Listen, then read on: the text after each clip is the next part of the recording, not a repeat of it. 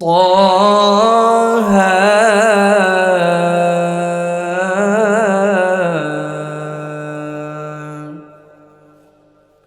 ما أنزلنا عليك القرآن لتشقى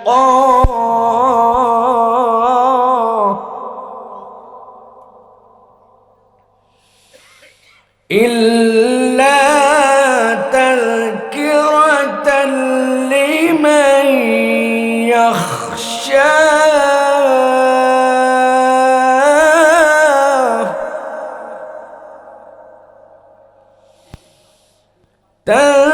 تنزيلا ممن خلق الأرض والسماوات العلى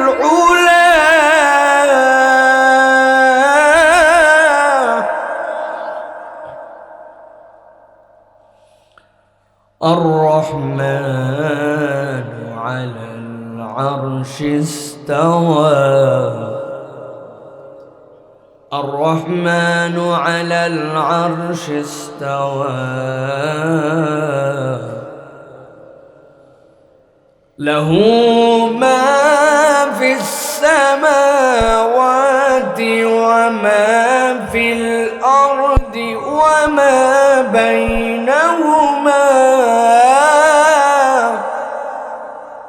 وما بينهما وما تحت الثرى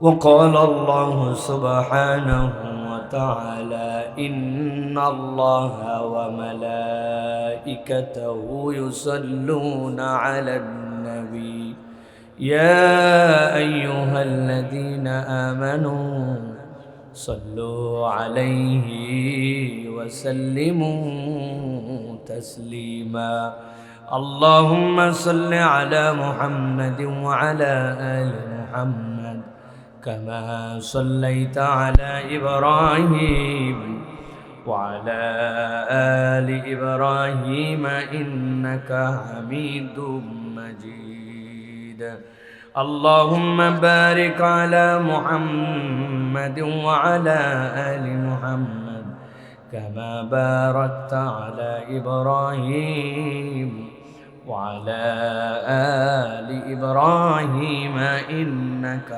حميد مجيد এই ডায়াসটা নিচে নামায় দেন হ্যাঁ আলহামদুলিল্লাহ আল্লাহ রাব্বুল আলামিনের কাছে শুকরগুজার হচ্ছি যে আল্লাহ রাব্বুল আলামিন আমাদেরকে আজকে কুমিল্লার ঐতিহ্যবাহী জালুয়াপাড়া যুব সমাজের উদ্যোগে ৬ষ্ঠ বাৎসরিক তাফসীরুল কোরআন মাহফিলে আজকে আমাদেরকে আসার বসার তৌফিক যোগ্যতা সুস্থতা মন মানসিকতা পরিবেশ পরিস্থিতি দান করেছেন সে আল্লাহ রাব্বুল আলামিনের কাছে আমরা সর্বাগ্রে কৃতজ্ঞ হচ্ছি আল্লাহ রাব্বুল আলামিনের শেখানো বাক্যে কালেমাতুশ শুকর আদায় করছি সকলে পড়ছি আলহামদুলিল্লাহ দরুদ এবং সালাম বর্ষিত হোক মানবতার মহান মুক্তির দূত আকায়ে নামদার তাজেদারে মদিনা আপনার আমার প্রিয় রাসূল জনাবে মুহাম্মাদুর রাসূলুল্লাহ সাল্লাল্লাহু আলাইহি ওয়াসাল্লামের প্রতি আজকের মোবারক মজলিসের সুযোগ্য সম্মানিত সভাপতি হাজী মোহাম্মদ আব্দুর রউফ সাহেব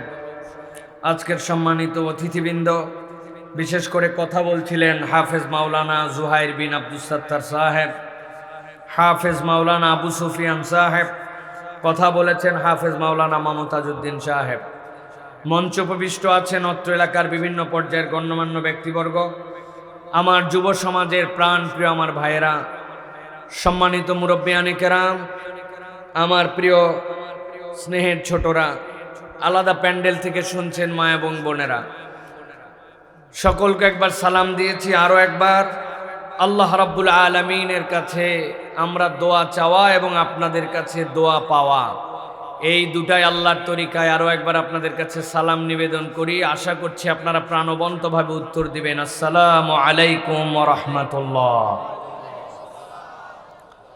আমার কুমিল্লার ভাইয়েরা ভালো আছেন আপনারা ভালো আছেন তো আলহামদুলিল্লাহ আল্লাহ রাব্বুল আলামিন আমাদেরকে ভালো রেখেছেন।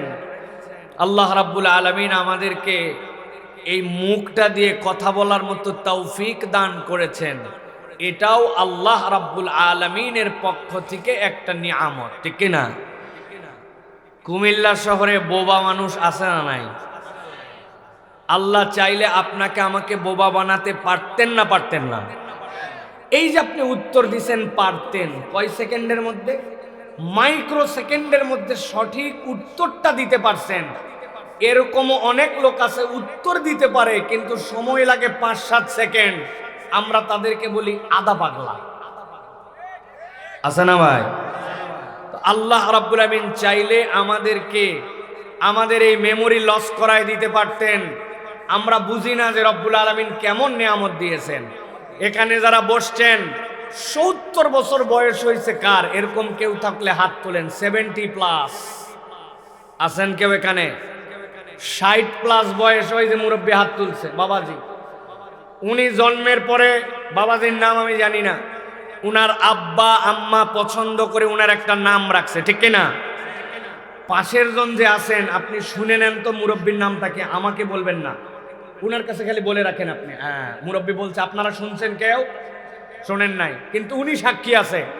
এবার আমি শুধু জিজ্ঞাসা করব, চাচা আপনার নাম কি? এইটুক বলার উনি কয় সেকেন্ডের মধ্যে উত্তর দিতে পারে দেখেন। এবার চাচা আপনার নাম কি? কয় সেকেন্ড? 1 সেকেন্ডও লাগে নাই, উত্তর দিয়ে দিছে। কত বছর আগে নাম রাখছে?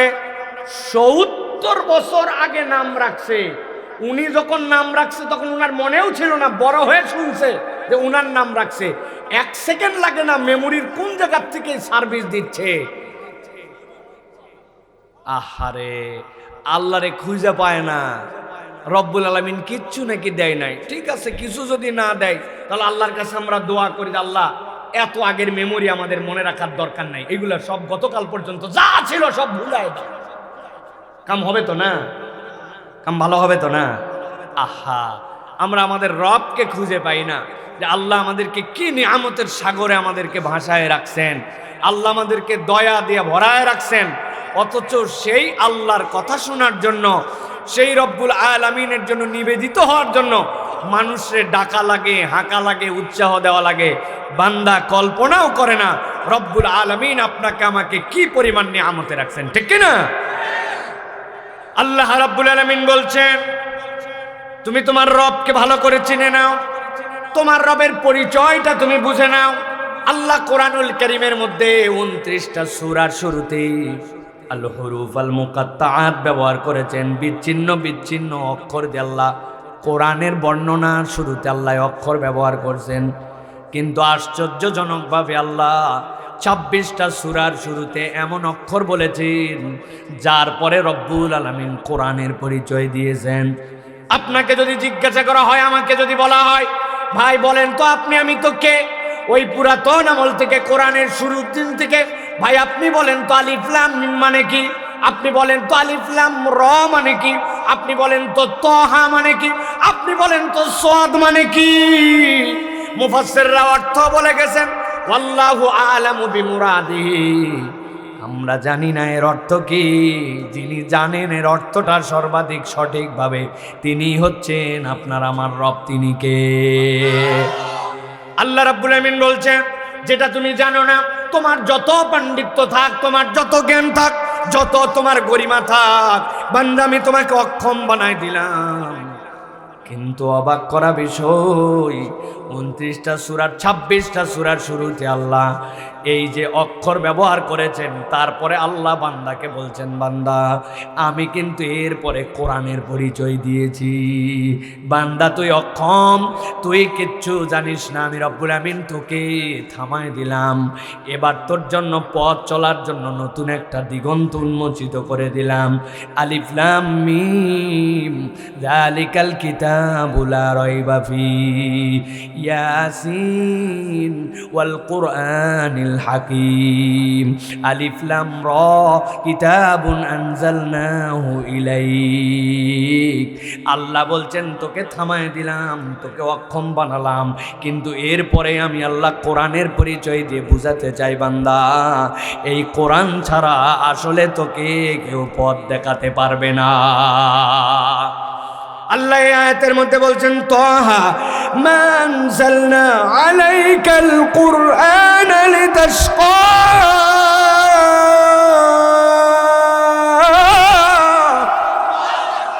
আল্লাহ বলছেন হাবিব আপনাকে আমি তাহা বললাম, এরপরে আপনাকে যে কোরআন দিয়েছি এই কোরআনের কাজ কি? এই কোরআন আপনার কাছে যেটা অবতীর্ণ করেছে এটাই একমাত্র আপনার কাছে কোরআন হিসেবে দিয়েছি, বান্দা যেন অন্ধকারের রাস্তা থেকে আলোর রাস্তা চিনতে পারে, বান্দা যেন রব হিসাবে আল্লাহকে ভয় করে নিজের জীবন যাপনটা ঠিকঠাক করে নিতে পারে। আল্লাহ বলছেন ইল্লা তাযকিরাতাল লিমান ইয়াখশা, এই কোরআন গাইড করবে তাকে যে আল্লাহকে রব হিসাবে ভয় করবে, ভয় করে যে চলে না, রবকে যে আমলে নেয় না, আল্লাহকে যে গুনার মধ্যে ধরে না, রব্বুল আলামিনের পাওয়ার সম্পর্কে যার কোনো ধারণা নাই। আল্লাহ বলছেন কোরআন তার ঘরে থাকবে, কোরআন তার বাড়িতে থাকবে, কোরআন তার এই মোবাইলের মধ্যেই থাকবে। ওই মোবাইলে কোরআন থাকার পরেও, ওই চোখ আল্লাহ দেওয়ার পরেও ওই কোরআনওয়ালা মোবাইলের মধ্যে থেকে হারাম দেখতেছে, ভয় করবে না। এরকম লোক আছে না নাই? আল্লাহ বলছেন তানজিলাম মিম্মান খালাকাল আরদা ওয়াস সামাওয়াতিল উলা। তোর রবের পরিচয় সম্পর্কে তুই বড় করে ধারণা করে নে। তোকে জিজ্ঞাসা করে উপর দিকে তাকা, তাকাইছেন আপনি উপর দিকে কি দেখতে পাও? বলে আসমান দেখতে পাই। এত পরিমাণ দেখছে মনে হয় যেন একতলার ছাদ তো একটু উঁচু, দোতলার উপরে দাঁড়ালে মনে হয় আসমান ধরা যাবে। বলে আসমানের রং কি? বলে স্কাই ইজ ব্লু। বাপরে বাপ, আসমান হচ্ছে ব্লু। কিন্তু বিজ্ঞানীরা বলছে এই দুনিয়ার তুলনায় সূর্য তোমাদের কত লক্ষ গুণ মাইল তোমার থেকে দূরে। আর তুমি ওই চাঁদ যেইটা দেখতে পাচ্ছ ওই মঙ্গলে অভিযানের চিন্তা করতেছ সেইটা তো দূরে। কিন্তু এত দূর পর্যন্ত চিন্তা করার পরেও বান্দারা যত দূর পর্যন্ত আল্লাহ জ্ঞান দিয়েছেন ওইটা দিয়ে গবেষণা করে বলছে এইগুলা যা বলছে আমরা প্রথম আসমানের নিচেই, ওই প্রথম আসমান যে কোথায় ওইটার দূরত্ব যে কত, মানব কখনো সেখানে পৌঁছাতে পারবে কিনা এটার কোনো গ্যারেন্টি নাই। ওই প্রথম আসমান এত দূরে। আল্লাহ বলছেন বান্দা তোর রবের পরিচয় চেনার চেষ্টা কর। খলাকাল আরদা ওয়াস সামাওয়াত, আল্লাহ এক আসমান নয়, আল্লাহ 7টা আসমানের মালিক। তবে আল্লাহ পরিচয় দিচ্ছেন সামাওয়াতিল উলা। তোর রব যেমন তেমন রব নন, তোর রব হচ্ছেন ওই আসমানের উচ্চ আসমানের রব। আল্লাহ বলছেন ভাবিস না এই আসমানের যেই তোর রবের পরিচয় শেষ। আল্লাহ বলছেন নবী আপনি জানাই দিয়ে রাখেন আপনার রব কোথায় জানো নাকি? আর রহমানু আলাল আরশি ইস্তাওয়া। তোর রব ওই আসমানের উপরে, আর ওই আরশের উপরে তোর রবের অবস্থান। সুবহানাল্লাহ। রব্বুল আলামিন নিজের পরিচয় দিচ্ছেন। এত পরিচয় আমি কেন আপনাদের কাছে ভূমিকায় বললাম? এত পরিচয় দেওয়ার কারণ আমরা যে মানুষ, আমরা যে মুমিন, আমরা যে ইমানদার, যেই আল্লাহ আমার মাহবুদ ওই আল্লাহর গোলাম হচ্ছে আমি, আমার পরিচয় ওই আব। যে আল্লাহ মাহবুদ আমি মানতেছি ওই আল্লাহর আব যদি আমি নিজের পরিচয় আর নিজের মূল্যায়ন না জানি তাইলে কিন্তু আমি আমার নিজের দাম সব সময় বুঝি না। একটা ছোট্ট উদাহরণ দিলে আপনি বুঝবেন। একবার মিশরে বিশাল বড় এক দুর্ভিক্ষ বেঁধে গেছে। মিশরের মানুষ দুশ্চিন্তায় পাগল হয়ে গেছে। কেমনে বাঁচবে, কেমনে খাবে, কেমনে কি করবে। জ্ঞানী জ্ঞানী মানুষ যারা সবাই মিলে একটা ঘরের মধ্যে বসছে যে আমাদের কমিউনিটিকে তো বাঁচাতে হবে, আমাদের জনপদের মানুষের জন্য প্ল্যান প্রোগ্রাম করা লাগবে। এই রকম দুশ্চিন্তার সময় তারা যখন মিটিং করে, ওর পাশ দিয়ে একটা রাস্তা চলে গেছে। ওই রাস্তার পাশ দিয়ে যেই ঘরে তারা বসছেন, যেই পরিষদে তারা বসছেন, তার পাশে অনেকগুলা জানালা আছে। ওই জানালাগুলা খোলা, তারা ভিতরে গুরুত্বপূর্ণ মিটিং, এক একজনের মাথার ঘাম ছুটে যাচ্ছে। দুশ্চিন্তায় কপালে ভাঁজ পড়ে গেছি।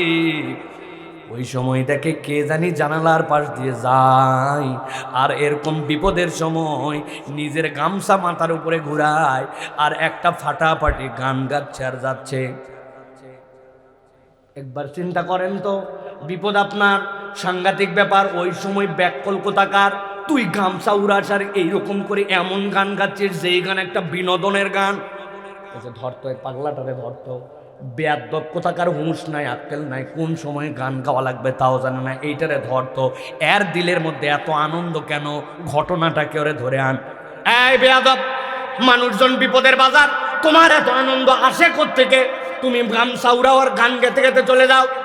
বলছে কি সমস্যা?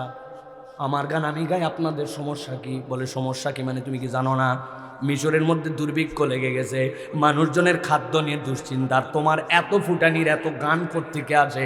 ঠিকঠাক মতো বলো, মাথা ঠিক আছে কিনা? বলে আমার মাথা পুরা ঠিক আছে।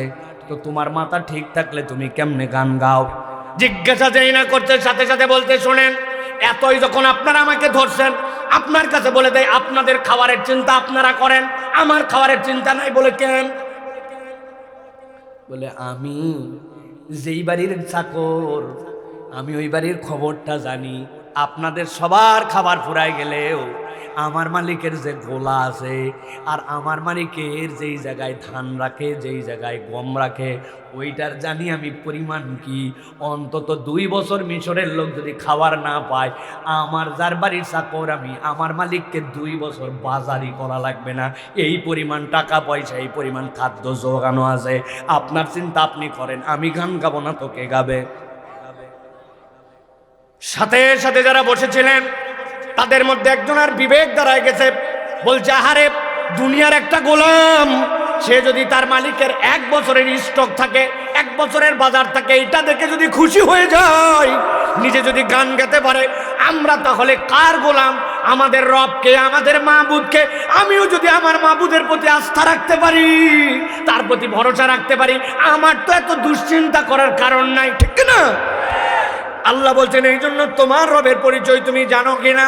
তোমার রবের পরিচয় আর রহমানু আলাল আরশি ইস্তাওয়া লাহু মা ফিস সামাওয়াতি ওয়া মা ফিল আরদি ওয়া মা বাইনাহুমা।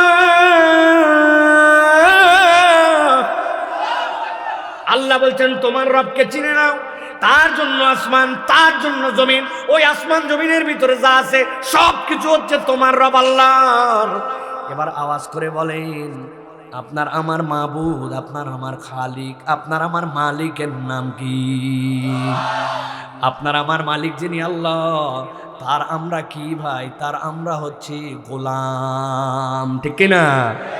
তাহলে আমাদের মালিকটা বড় দামি মালিক, কিন্তু আমি এমন গোলাম যে আমি আমার দামি মালিক কেউ চিনি না, ঠিক না ভাই? এখান থেকে এত ইশারা করলে তো হবে না।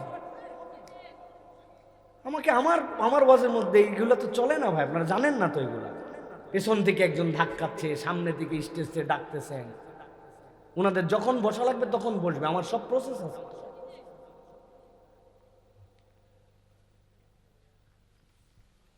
তাহলে আপনার আমার মালিককে আল্লাহ, এগুলো সব বসাবো ভাই, একটু সময় দেন বাস। লোকজন আসতেছে কেবল, এতক্ষণ তো কেউ আসে নাই। আমি আর 10 মিনিট পর মানুষকে ঢুকতেও দিব না, আর ওই পর্দা নামাবো, ওই পাশে বন্ধ করব। আজকে খাবার আছে না শেষে, আপনি ওয়াজ না শুনে খাইয়ে চলে যাবেন, এই ওয়াজ সাইফুল্লাহ আজকে করবে না। এক একজন 10 প্যাকেট করে ভাগে নিয়ে যাও, আমার গাড়ির পিছনে অন্তত 500 প্যাকেট ধরবে, এরকম বড় গাড়ি আমার। ও টেনশন করেন না, নিয়ে যায় গরিব খাওয়াবো, কিন্তু ওয়াজ না শুনে শেষে আসে ফুস করে আপনি বসে তাবারক খায় চলে যাবেন, আজকের মাহফিলে এটা হবে না, ঠিক না? এত সহজ না, দাঁড়ান না, আরো খেলা বাকি আছে তো, থামেন। সব গেট বন্ধ করে দেওয়া হবে, এগুলা কোনো লোক আর ঢুকবে না, যা ওয়াজ এখানে হবে আজকে। থামেন, আপনি কি ঠিক কইছে আর কি ভুল কইছে এখনো বোঝেন নাই আপনি, থামেন। যারা দাঁড়ায় আছেন ভিতরে চলে আসেন, আস্তে আস্তে করে বসেন, বেশিক্ষণ কথা হবে না, অল্প সময় কথায় দোয়া মোনাজাত হয়ে শেষ হয়ে যাবে ইনশাআল্লাহ। প্রিয় ভাইয়েরা, আমি এই জন্যই ভূমিকা দিলাম, মানুষ যদি তার রবকে চিনে তাহলে গোলাম হিসাবেও তার ভাব হয়। একটা সচিব আছে ইউনিয়ন পরিষদের, জানেন ভাই? জানেন ইনিও সচিব, আবার সচিবালয়ের সচিব, দুটো তো একই র্যাঙ্ক, ঠিক না? একই। উনিও বলতেছে আমিও সচিব ইউনিয়ন পরিষদের, আর একজন বলতেছে আমি সচিবালয়ের সচিব, অর্থ মন্ত্রণালয়ের সচিব, দুটো একই তো না? আহা, এইটা যদি বোঝেন আপনি, দুই সচিব এক না হয়, অথচ পদ দুটো একই নাম হয়, তাহলে সব মুসলমানও এক পরিচয় হয় না। কতক মুসলমান তার রব আল্লাহ হিসাবে মেনে মুসলমান হয়, আর কতক মুসলমান ধানাই পানাইওয়ালা মুসলমান হয়, ঠিক না? দাঁড়ায় মুতে মুতে পানি নেয় না ও মুসলমান, আরেকজন তাহাজ্জুদ পড়েও মুসলমান, দুই মুসলমান এক না, ঠিক না? হিসাব সমান করেন। আজকে ওই হিসাব সমান করার জন্য আসছি আমরা এই জায়গায়। এই জন্য দাম জানলে, পরিচয় জানলে মানুষ তার মূল্যায়ন করে, ঠিক না? এই যে না বুঝে ঠিক বলছেন, আমি একটা উদাহরণ দিই। এটা আমার পুরাতন উদাহরণ। আমি যেখানে অজু করি সেখানে আমার ঘড়ি খোলা লাগবে, ও যতই ওয়াটার রিসিস্ট আর যাই লেখা থাকে, ঘড়ি না খুললে আমার অজু হবে না। এখন আমি যেখানে ঘড়ি খুলে থুই, ভুলে যাই যে এই ঘড়িটার নিতে মনে নাই, এখন ঘড়ি এক জায়গায় রেখে চলে আসছি। এক লোক দেখতে পাইছে হুজুর ঘড়ি রেখে গেছে, উনি সুন্দর করে ঘড়ি তুলে এনে আমাকে বলছে হুজুর কাম তো সারছিলেন, ঘড়ির কথা তো মনেই নাই, রেখে দিয়ে চলে আসছিলেন, এক্ষুনি ঘড়ি গেছিল আপনার। আমি বললাম ভাই ধন্যবাদ ভাই, আপনি দিলেন বলে আজকে পাইলাম, তাছাড়া কে জানে ঘড়িটা সাবার করে দিত। আর ভিতরে ভিতরে কি ভাবছি জানেন, যেই ঘড়ি ওই দিন পড়ছিলাম ওই ঘড়ি নিউ মার্কেট থেকে কিনছিলাম 275 টাকা। কত? আচ্ছা কথার কথা, ঘড়ি যদি হারায় আমার লস কত? কথা বললেন না যে। আরেকজন লোক হাতের মধ্যে একটা আংটি পড়ছে, এই আংটিটা হচ্ছে হোয়াইট গোল্ড, তার উপর দিয়ে দিছে হচ্ছে ডায়মন্ড। কিছু যদি দাম না হয় 50,000, ঠিক না? ডায়মন্ডের দাম তো বাবারে আরো বেশি হবে, ধরলাম 50,000। এখন আপনাদের এই জালুয়াপাড়া এই এলাকার লোক বেচারি বিদেশে থাকতো, হাতে আংটি দিছে, ভাবি আলাদা, খালি দেখাতে চাই সব সময়, গেলেস মারতেছে হাতে। এইটা পরে বাজারে গেছে একদিন হাট করার জন্য, যাওয়ার পরে দেখি এক লোক বাজারের শুরুর থেকে তার পাশে পাশে হাঁটে আর খালি আংটির দিক তাকায় থাকে। এ তো টেনশনে পড়ছে, কিরে এই লোককে আংটির দাম জানছে কিনা, ব্যাপারটা কি, তাছাড়া এইভাবে খালি আংটি দেখে কেন? উনি অনেকক্ষণ টেনশন করার পর আস্তে করে আংটিটা খুলে চিন্তা করছে ঝামেলা ঝঞ্ঝট বাড়ানোর দরকার নাই বাবা, পকেটে রেখে দিছে। আসলে ঘটনা ভিন্ন। যেই লোক উনার আংটির দিকে তাকাইছে, এই লোকটা আমাদের ঢাকার ভাষায় বলে দুই মণি দুই দিকে লক্ষ্মী টেরা। আপনাদের এলাকা আছে ভাই? তাকায় এদিক দেখে এদিক আছে, তাকায় এদিক কিন্তু দেখে এদিক, টেরা মণি আছে ভাই? এই আল্লাহর বান্দা একবারও আংটির দিকে তাকায় না, ও তাকায় আছে আংটির দিকে, মানে দেখতেছে এদিক, কিন্তু এই লোক চিন্তা করছে ওরে বাবা রে বাবা, খালি আমার আংটি দেখো, আংটি খুলে পকেটে রাখছে। এই আংটি পকেটে রাখার কারণ, আংটির দাম কত? কথা বললেন না যে 50,000। তাহলে দাম জানলে মানুষ সেটার মূল্যায়ন করে। এখন আমরা মুসলমান নিজেদের কোনো দাম জানি না, মূল্যায়ন জানি না, আমি কার বান্দা কার গোলাম এ সম্পর্কেও আমার কোনো ধারণা নাই। এই জন্য আমাদেরকে জানতে হবে আমরা যেমন তেমন রবের গোলাম নই, আমাদের রব হচ্ছেন আল্লাহ সুবহানাল্লাহ। তাহলে আমরা ওই গোলাম হিসাবে ওই রবের কথা শোনার জন্য আজকে আসছি, ঠিক কিনা? আপনারা কিছু কথা শুনতে রাজি আছেন তো ভাইয়েরা? আছেন ইনশাআল্লাহ? মুরব্বীরা আপনারা যারা আছেন, আপনাদের ছুটি ঘোষণা করা হলো 40-এর উপরে, যারা আপনারা বাড়ি চলে যেতে পারেন বাবারা, কারণ আপনাদের কোনো ওয়াজ আজকে হবে না। আজকে যা ওয়াজ হবে যুবকদের আয়োজন, যুবকদের জন্য ইনশাআল্লাহ। তবে আপনারা যদি বসে থাকেন ভালো, না থাকলে ঝামেলা আছে। মহিলারাও আসছে অনেক, আমরা জানছি, বাড়ির চাবি তাদের কাছে। এখন আপনি চলে আসছেন, এখন যদি চলে যান তাহলে যাই আপনার বারান্দায় বসে থাকা লাগবে, ভিতরে ঢুকতে পারবেন না। এই জন্য তার চেয়ে ভালো এখানে বসে থাকা ভালো, ঠিক না? আপনারা আসেন তো ইনশাআল্লাহ? তরুণরা আসো ভাইরা, কারা কারা দেখে একটু হাতটা টান করে তোলো, ধরেন, বসেন বসেন বসেন, হাত টান করে তোলেন, শক্ত করছেন হাত, আরেকবার হাত নামান। আপনারা কি আমাদের সাথে থাকবেন না পরীক্ষা নিয়ে চলে যাবেন? ওই যে যারা দাঁড়ায় আছেন পরীক্ষা নিয়ে চলে যাবেন না থাকবেন?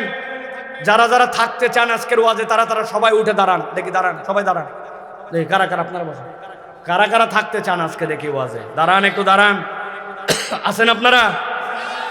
দেখেন কারা কারা দাঁড়াতে পারে নাই, উঠাই দেন, সবগুলারে উঠান। উঠাইছেন সবাই রে? সবাই উঠছে? এবার লুঙ্গিটা টাইট করে বাঁধেন। হ্যাঁ, এবার হাতটা দুইটা উপর দিকে তুলে দেন। তুলছেন সবাই? এবার হাত নামান। হাত নামাই এক ধাপ করে আগাবেন, বসবেন না। আজকে যা আওয়াজ হবে দাঁড়ায় দাঁড়ায় শুনবেন। আপনারা না, আপনারা মাটির উপরে আসেন না, আবার পেছন থেকে আগা আসেন। এক ধাপ আগান, এক ধাপ আগান, আগান আগান। নড়াচড়া দেন জায়গা না থাকলে, অন্তত আগাতেই হবে আপনাকে, একটু আগান। আর পেছনে যারা যারা আছেন জুতা খোলেন। লাস্ট ওয়ার্নিং দিলাম, ভিতরে আসেন, জুতা খুলে ভিতরে ঢোকেন। শেষ বললাম আমি, কিন্তু আমি আপনাদের ভাই হিসাবে বলতেছি, ভিতরে আসেন। বসবেন না কেউ, এখনো বসতে বলি নাই। কি এর বসে এত তাড়াতাড়ি? দাঁড়ান সব, দাঁড়ান আন্দাজে। আসছে সব, আসছে, ভিতরে আসছে। হ্যাঁ, এরপরে আমরা 10টা ছেলে খুঁজবো যারা হিম্মতলা। বক্সিং মারলে নাক একেবারে এলোমেলো হয়ে যাবে। এই গেটে 5 জন, ওই গেটে 5 জন, এরকম 10টা ছেলে লাগবে আমাদের। 5 মিনিট পর আর একটা মানুষকে ভিতরে ঢুকতে দেওয়া হবে। রেডি আছেন সবাই? হাত দুটো টান টান করে উপরে তোলেন। এবার তুলছেন। এবার বুড়া আঙ্গুলের ভরে একটু দাঁড়ান, পায়ের বুড়া আঙ্গুলের ভরে একটু টান দেন কোমরটা। হ্যাঁ, আরে পায়ের বুড়া আঙ্গুলের ভরে দাঁড়াও, হা হা করে হাসতেছে। হ্যাঁ, এটা হয়েছে। এবার হাত চোদা করেন, হাত চোদা করেন, নড়াচড়া দেন, নড়াচড়া দেন। হাত তোলেন, হাত তোলেন। মাশাআল্লাহ, চাচা হাত তোলেন। এই চাচা, এই যে কি ফাঁকি মারতেছেন কেন? হ্যাঁ, হাত সোজা করেন, সোজা করছেন। এবার গলাটা পরিষ্কার দেন। হাত সোজা করেন, সোজা এরকম এরকম এরকম এরকম করে। হ্যাঁ, গলা পরিষ্কার দেন। হাত বুক বরাবর নেন, এই বরাবর নিচেন।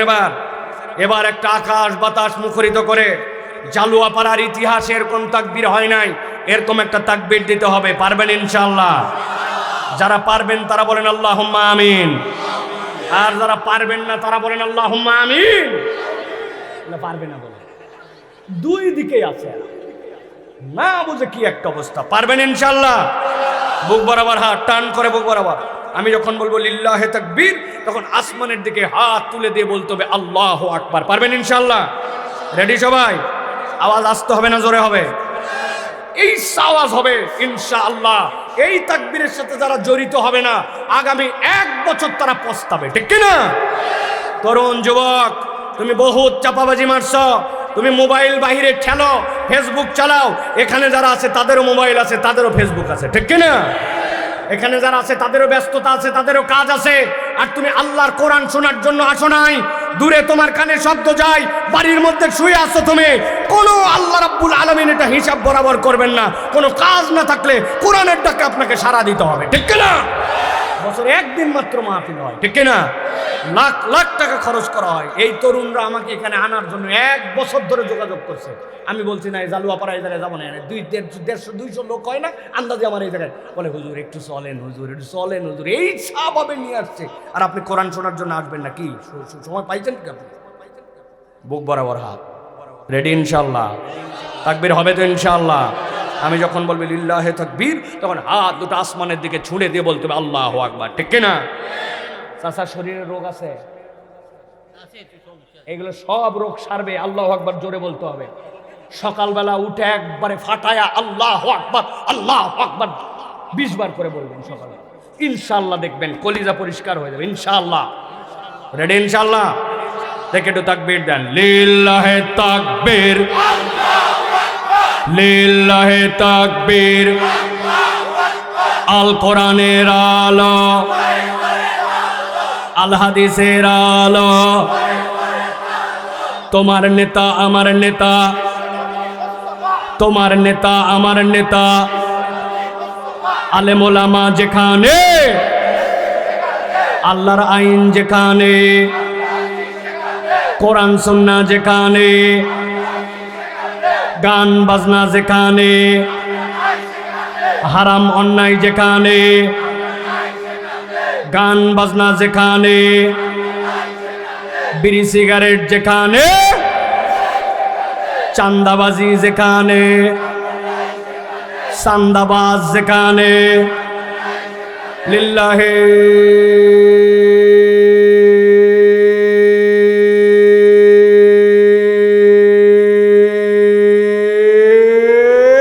তাকবীর। এবার জিকিরের সাথে বসেন লা ইলাহা, জোরে লা ইলাহা, লা ইলাহা, লা ইলাহা ইল্লাল্লাহু মুহাম্মাদুর রাসূলুল্লাহ সাল্লাল্লাহু আলাইহি ওয়াসাল্লাম। রাগ করছেন আপনারা ভাই? বিরক্ত হননি তো? প্রিয় ভাইয়েরা, চলেন আমরা তাহলে কোরআনুল কারীমের আলোচনার মধ্যে প্রবেশ করব একটা জবানও বন্ধ রাখবেন না, একদম কোরআনুল কারীমের মধ্যে প্রাণবন্তভাবে আমরা সকলে ইনশাআল্লাহ কোরআনুল কারীমের মধ্যে প্রবেশ করব। বিতাড়িত শয়তান মরদুদ থেকে আশ্রয় প্রার্থনা করে আল্লাহ রাব্বুল আলামিনের শেখানো পদ্ধতিতে সামান্য সময়ের জন্য আমরা কোরআনুল কারীমের কিছু কথা শোনার নিয়তে আমরা কোরআনে প্রবেশ করব। সকলে আমার সাথে পড়েন, আউযু বিল্লাহি মিনাশ শাইতানির রাজীম, বিসমিল্লাহির রাহমানির রাহিম। ওয়াইবাদুর রাহমানিল লাযীনা ইয়ামশুনা আলাল আরদি হাওনান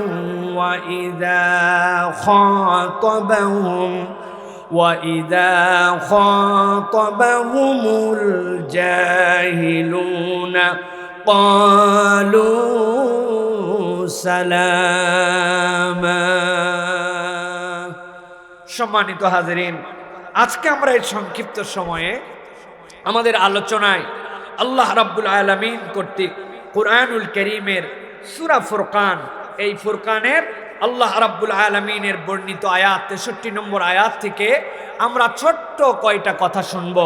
সেই কথাটি হচ্ছে আল্লাহ রাব্বুল আলামিন বলেছেন, ও বান্দা, আমি তোর মাবুদ আর তুই হচ্ছিস আমার আবদ। আমরা ওই আল্লাহ রাব্বুল আলামিনের গোলাম। আল্লাহ বলছেন, যেই আল্লাহর গোলাম তুই, ওই আল্লাহ নিজের পরিচয় দিচ্ছেন, তিনি হচ্ছেন রহমান, তিনি হচ্ছেন দয়াবান, তিনি হচ্ছেন মেহেরবান। তবে আল্লাহ রাব্বুল আলামিন যেই আল্লাহ দয়াবান, রহমান, মেহেরবান, আল্লাহ বলছেন তার যারা গোলামের পরিচয় দিবে, তার যারা আবদের পরিচয় দিবে, তাকে যারা মাবুদ মেনে নিবে, তাদের কতকগুলা বৈশিষ্ট্য থাকবে। আজকে আমরা সংক্ষিপ্তভাবে আল্লাহ রাব্বুল আলামিনের ঘোষিত ইবাদুর রহমানের 10টা বৈশিষ্ট্য এবং তার মাঝের কিছু কিছু গুপ্ত কথাবার্তা আল্লাহ রাব্বুল আলামিন যেইগুলা বলেছেন, সেই কথাগুলো শুনে আমরা প্রত্যেকে সেই রকম বান্দা হওয়ার নিয়ত করে বাড়িতে যাব ইনশাআল্লাহ। আল্লাহ যেন আমাদেরকে কবুল করেন, বল আল্লাহুম্মা আমিন। তাহলে রহমানের বান্দা যারা হবে তাদের গুণাগুণ হবে কয়টা? 10টা। কয়টা? 2টা হাত এরকম করে রেডি করতে হবে। যদি হাতের এক্সট্রা আঙ্গুল থাকে তাহলে ভিন্ন কথা, আর এক্সট্রা আঙ্গুল না থাকলে 5 5 10 একসাথে 2টা হাত তুলে দেখাতে হবে। একসাথে জিজ্ঞাসা করব আমি, রহমানের বান্দার গুণ হবে কয়টা? সব হাত ওঠে নাই, একসাথে তুলতে হবে। রহমানের বান্দার গুণাগুণ হবে কয়টা? সর্বশেষ লাস্ট চান্স, যারা হাত তোলেন নাই একসাথে তুলবেন এবার। রহমানের বান্দার গুণাগুণ হবে কয়টা?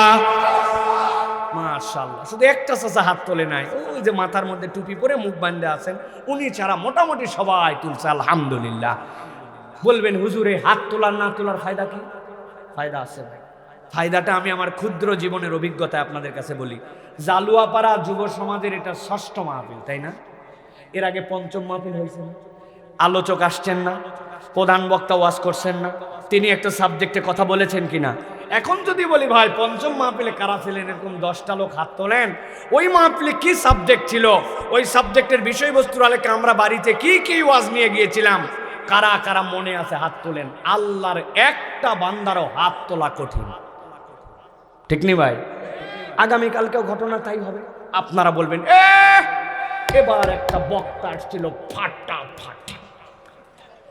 একজন জিজ্ঞাসা করছে, আমি কুমিল্লায় কাজে আটকাই গেছিলাম, এই জন্য ওয়াজে আসতে পারি নাই। বক্তা কি ফাটাইছে? বলছে তা বলতে পারবো না, কিন্তু ওয়াজ ফাটাফাটি হয়েছে।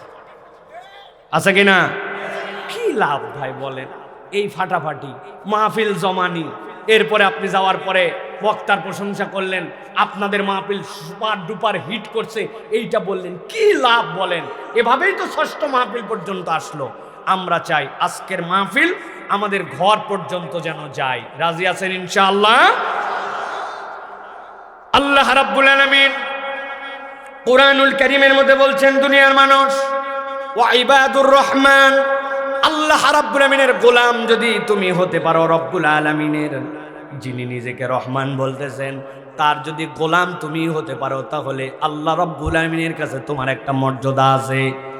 আমরা দুনিয়ার বুকে দেখেছি যে আল্লাহ রাব্বুল আলামিন আমাদের জন্য রব, যে আল্লাহ রাব্বুল আলামিন আমাদের জন্য রহমান, ওই আল্লাহ দুনিয়ার বুকে প্রেরণ করেছিলেন আপনার আমার হাবিব সাল্লাল্লাহু আলাইহি সাল্লামকে। মুহাম্মদ সাল্লাল্লাহু আলাইহি সাল্লাম, তার ব্যাপারে আল্লাহ বলেছেন নবীজি সাল্লাল্লাহু আলাইহি সাল্লামের গুনাহগুণ ছিল। আল্লাহ রাব্বুল আমিনের পক্ষ থেকে পাওয়া অনুগ্রহের আলোকে আল্লাহ বলছেন তোমার নবী হচ্ছেন হারিসুন আলাইকুম বিল মুমিনিনা রাউফুর রহিম। ইমানদারদের জন্য তোমার নবী অত্যন্ত সজ্জন, অত্যন্ত দয়াদ্র, অত্যন্ত তিনি নম্র। আল্লাহ রাব্বুল আমিন বলছেন আমার হাবিবকে আমি কেমন দয়াদ্র বানিয়েছিলাম। আমার হাবিব সাল্লাল্লাহু আলাইহি সাল্লাম দুনিয়ার বুকে তার জন্য ব্যক্তিগতভাবে আল্লাহর কাছে দোয়া করেছেন।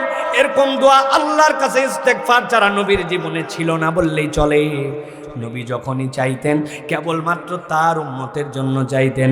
এক সাহাবী নবীজির সামনে আসছেন, আসার পরে বলছেন ইয়া রাসূলুল্লাহ, গতকালকে আমি আপনাকে সারা রাত নামাজ পড়তে দেখেছি, তবে ইয়া রাসূলুল্লাহ, ইয়া হাবিবাল্লাহ, সারা রাত আপনি সালাত আদায় করছেন, আপনার পা মোবারক ফুলে গেছে, কানতে কানতে আপনার চক্ষু মোবারকের ওই পানি দিয়ে দাড়ি ভিজছে, নিচে তাকায় দেখি জমিন পর্যন্ত ভিজে গেছে। কিন্তু সারা রাত আপনি কেবল একটা আয়াতই পড়লেন, একটা আয়াতই পড়লেন। সাহাবী বলতেছেন হযরত তালহা রাদিয়াল্লাহু তাআলা আনহু, তিনি বলছেন আমি আমার নবীকে পড়তে শুনেছি, আল্লাহর নবী সারা রাত পড়তেছেন ইন তুআযিবুহুম ফাইন্নাহুম ইবাদুক ওয়া ইন তাগফির লাহুম ফাইন্নাকা আনতাল আজিজুল হাকীম। ও আমার আল্লাহ, আপনি যদি তাদেরকে শাস্তি দেন তাহলে তারা আপনার বান্দা, আর যদি আপনি তাদেরকে মাফ করে দেন তাহলে আপনি হচ্ছেন গফুরুর রাহিম। আল্লাহর নবী বুঝাতে চান আপনার গোলামকে শাস্তি দিলে কেউ ধরার নাই, আর আপনি যদি মাফও করে দেন কেউ আপনাকে বলার নাই। ও আমার হাবিব, সারা রাত দেখলাম আপনি কেবলমাত্র একটা আয়াত পরে পরে পার করে দিলেন, ঘটনা কি ইয়া রাসূলুল্লাহ? আল্লাহ নবী সাল্লাল্লাহু আলাইহি ওয়াসাল্লাম বলছেন ও আমার সাহাবী, যা শুনছো ঠিকই শুনছো, ঠিকই শুনছো, তবে আমি তো এইটুক কেবলমাত্র তেলাওয়াতের মধ্যে বলেছি, বাকি কথাটুকু তুমি শুনতে পাও নাই। আমি সারা রাত আল্লাহর কাছে বলছি ইন্নী সালতু শাফাআতা লি উম্মতি, এই আয়াত পড়ছি আর বলছি আল্লাহ আমি আমার উম্মতের জন্য শাফাত চাই, আর তুমি আপাকে আমার উম্মতের জন্য শাফাত করার পারমিশন দাও। সারা রাতে আয়াত আর আল্লাহর কাছে এই ফরিয়াদ করার পরে ফজরের সময় জিবরাইল আমিন আমার কাছে আসছেন। আসার পরে আমাকে কি বলছে জানো নাকি? আমাকে বলছে ইয়া রাসূলুল্লাহ, ইয়া হাবিবাল্লাহ, আল্লাহ আপনার কাছে আমাকে প্রেরণ করে, আপনি যে সারা রাত আল্লাহর কাছে বলেছেন উম্মতকে শাফাত করার জন্য আপনি পারমিশন চান, ওয়াহিয়ানা ইলা, আল্লাহ রাব্বুল আলামিন আপনার আবেদন মঞ্জুর করেছে। তবে আল্লাহ ছোট্ট একটা শর্ত দিয়েছেন। কি শর্ত? আল্লাহ নবী বলছেন লিমান লা ইউশরিক বিল্লাহ, যেই ব্যক্তি আল্লাহর সাথে শিরিক করবে না, কেবলমাত্র একটা গুনাহ থেকে বেঁচে থাকবে, আমি রব্বুল আলামিনের পক্ষ থেকে নবী আপনাকে জানাই দিলাম আপনার যে উম্মত যে গুনাহ করুক, যাই অপরাধ করুক না কেন, শিরিকের গুনাহ না থাকলে আপনি তার জন্য আল্লাহর কাছে সুপারিশ করবেন, চাইলে আল্লাহ সেইটা কবুল করে নিতে পারেন।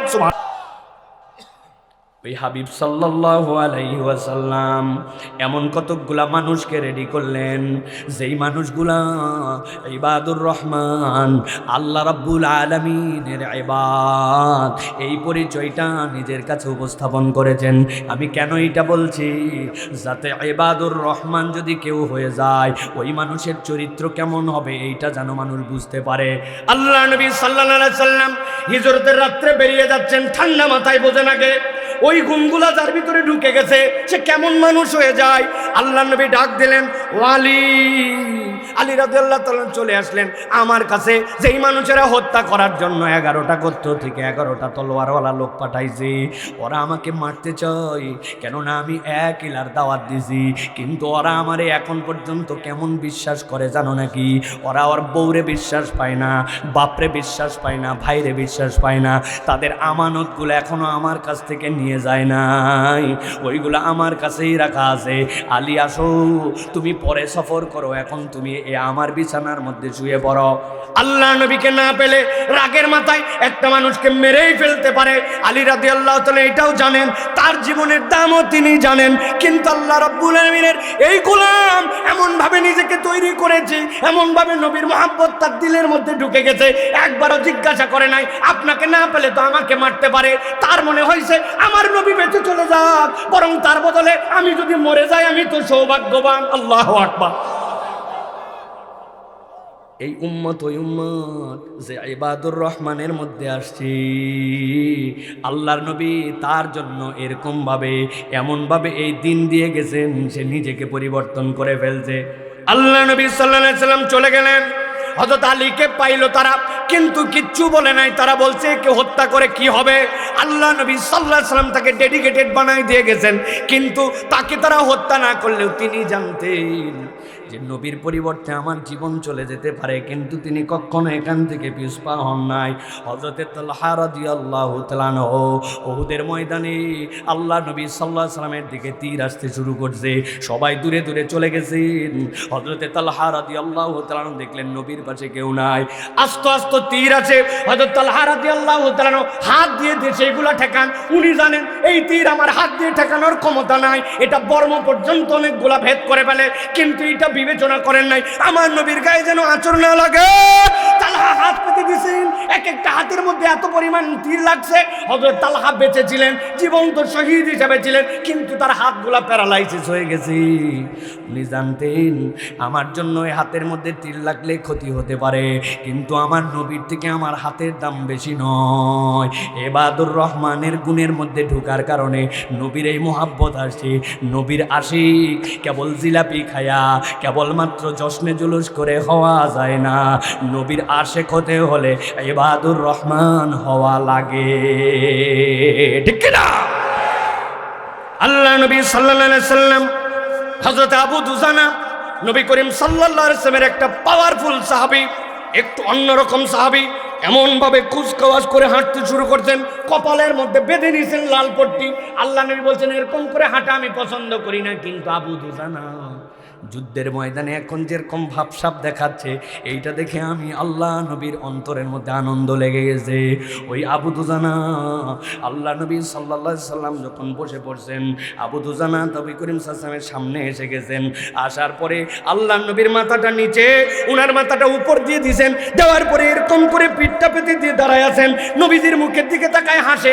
আল্লাহ নবী সাল্লাল্লাহু আলাইহি সাল্লাম বলছেন আবু দুজানা ঘটনা কি? আল্লাহ নবীর মনের মধ্যে যেন একটু কষ্ট না হয়, এই জন্য আল্লাহ নবীর মুখের দিকে তাকায় হাসি।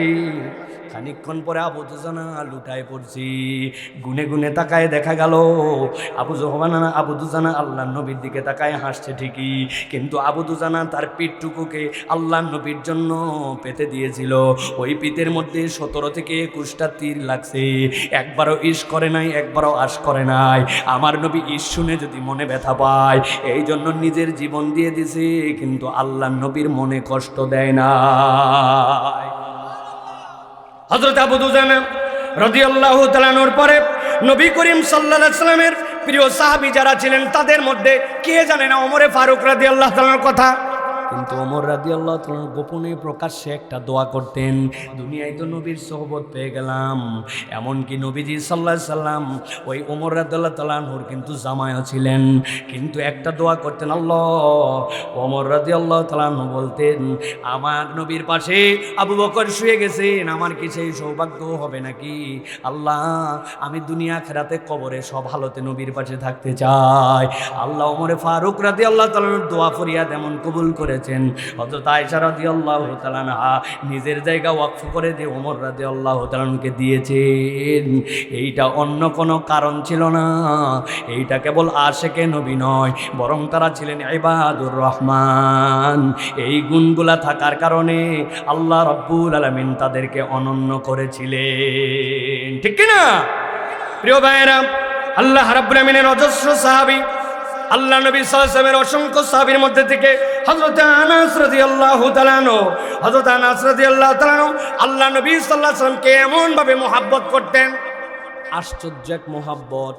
পৃথিবীতে মানুষের শরীর দিয়ে যা বের হয়, পৃথিবীতে মানুষের শরীর দিয়ে যেখান থেকেই সেটা ছোট হোক বড় হোক, যেই ঘামটুকু বের হয় ওই ঘামটুকু জীবনে এরকমও হয় নাই যে ছোট একটা বাচ্চা তার মা তাকে অনেক ভালোবাসে, কপালটা বাচ্চার ঘেমে গেছে, জীবনে দেখছেননি? ওই মা হয়তো মুছে দেয় কিন্তু জিব্বা দিয়ে সেটে তার আপন বাচ্চার ঘাম ছোট বাচ্চা বলে সেটে নিজে আদর করে। হয়েছে? হয় নাই, সম্ভব নয়। দুনিয়াতে মানুষের ফিতরাতের মধ্যে আল্লাহটা ঢুকায় নাই। ছোট বাচ্চা হারে আমার আদরের বাচ্চা ঘেমে গেছে, টিস্যু দিয়ে মুছে দিতে পারে, ঘাম তার দূর করে দিতে পারে। কিন্তু হযরতে আনাস বলছেন আমার নবীর ঘামের অপেক্ষায় আমি থাকতাম। আমার কতকগুলা সুগন্ধি ছিল, নবীর গা মাঝে মাঝে ঘেমে গেলে সেখান থেকে একটু সুগন্ধি নিয়ে নিছি, নেওয়ার পরে ওর মধ্যে মিশায় রেখে দিছি। দুনিয়ার লোক জিজ্ঞাসা করতো আনাস এই আতরের কি ঘ্রাণ, এত পাওয়ার, এত সুগন্ধির কারণ কি? হযরত আনাস অনেককে বলতেন, অনেককে বলতেন না। পরবর্তীতে হযরত আনাস রাদিয়াল্লাহু তাআলা আনহু সহিহ মুসলিমের হাদিসের মধ্যে আসছে, তিনি বলছেন এই আতর দুনিয়ার কোনো আতর নয়, এই আতর আমার নবীর ঘাম মিশ্রিত আতর, এইটার সুগন্ধি দুনিয়ার কেউ বানাতে পারে না। সুবহানাল্লাহ। হযরতে সাদ ইবনে আবু ওয়াক্কাস রাদিয়াল্লাহু তাআলা আল্লাহর নবী সাল্লাল্লাহু আলাইহি ওয়াসাল্লাম উহুদের ময়দানে একা হয়ে গেলেন। এরপরে কিছু সাহাবী তাকে ঘিরে ধরলো। ঘিরে ধরার পরে সাদ ইবনে আবু ওয়াক্কাস রাদিয়াল্লাহু তাআলাকে নবীজি ডাক দিলেন। ডাক দিয়ে বলেন, ও সাদ, নিচের দিকে যারা আছে তাদের দিকে তুমি তীর চালাও, তীর চালাও। আল্লাহর নবী সাদ ইবনে আবু ওয়াক্কাসের জন্য যে কথা বলেছেন এর থেকে বড় কথা আল্লাহর নবী কোনোদিন বলেন নাই। বলে, সাদ তুমি এখন তীর চালাও তাদের দিকে, আর আমি মুহাম্মদ সাল্লাল্লাহু আলাইহি ওয়াসাল্লামের আব্বা আম্মা তোমার জন্য উৎসর্গ হোক। আল্লাহু আকবার। হযরত সাদ ইবনে আবি ওয়াক্কাস রাসূলুল্লাহ সাল্লাল্লাহু আলাইহি ওয়াসাল্লামের জন্য ডেডিকেটেড ছিলেন। কেন আল্লাহর নবী কথা বললেন? কি পারফরম্যান্সে তাদের এই অবস্থা হলো? কিচ্ছু নয়, এই মানুষগুলা ছিলেন ইবাদুর রহমান, রব্বুল আলামিনের এমন ইবাদ হয়েছিলেন যেই গুণগুলা তারা অর্জন করেছিলেন, এই গুণগুলার কারণে এই মানুষগুলার জীবনে পরিবর্তন এসেছিল।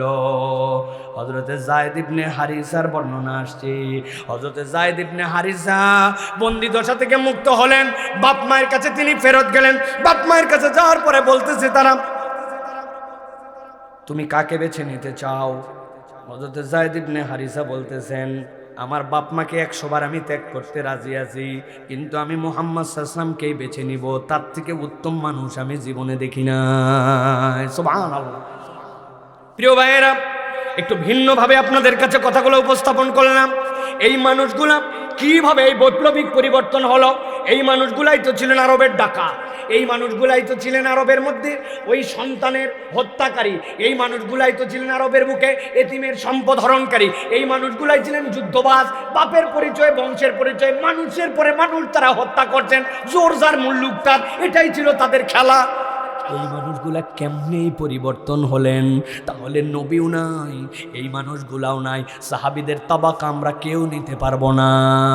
আল্লাহ নবী বলে গেছেন, খয়রুল উমুরে করনি সুম্মাল্লাযীনা ইয়ালুনাহুম সুম্মাল্লাযীনা ইয়ালুনাহুম।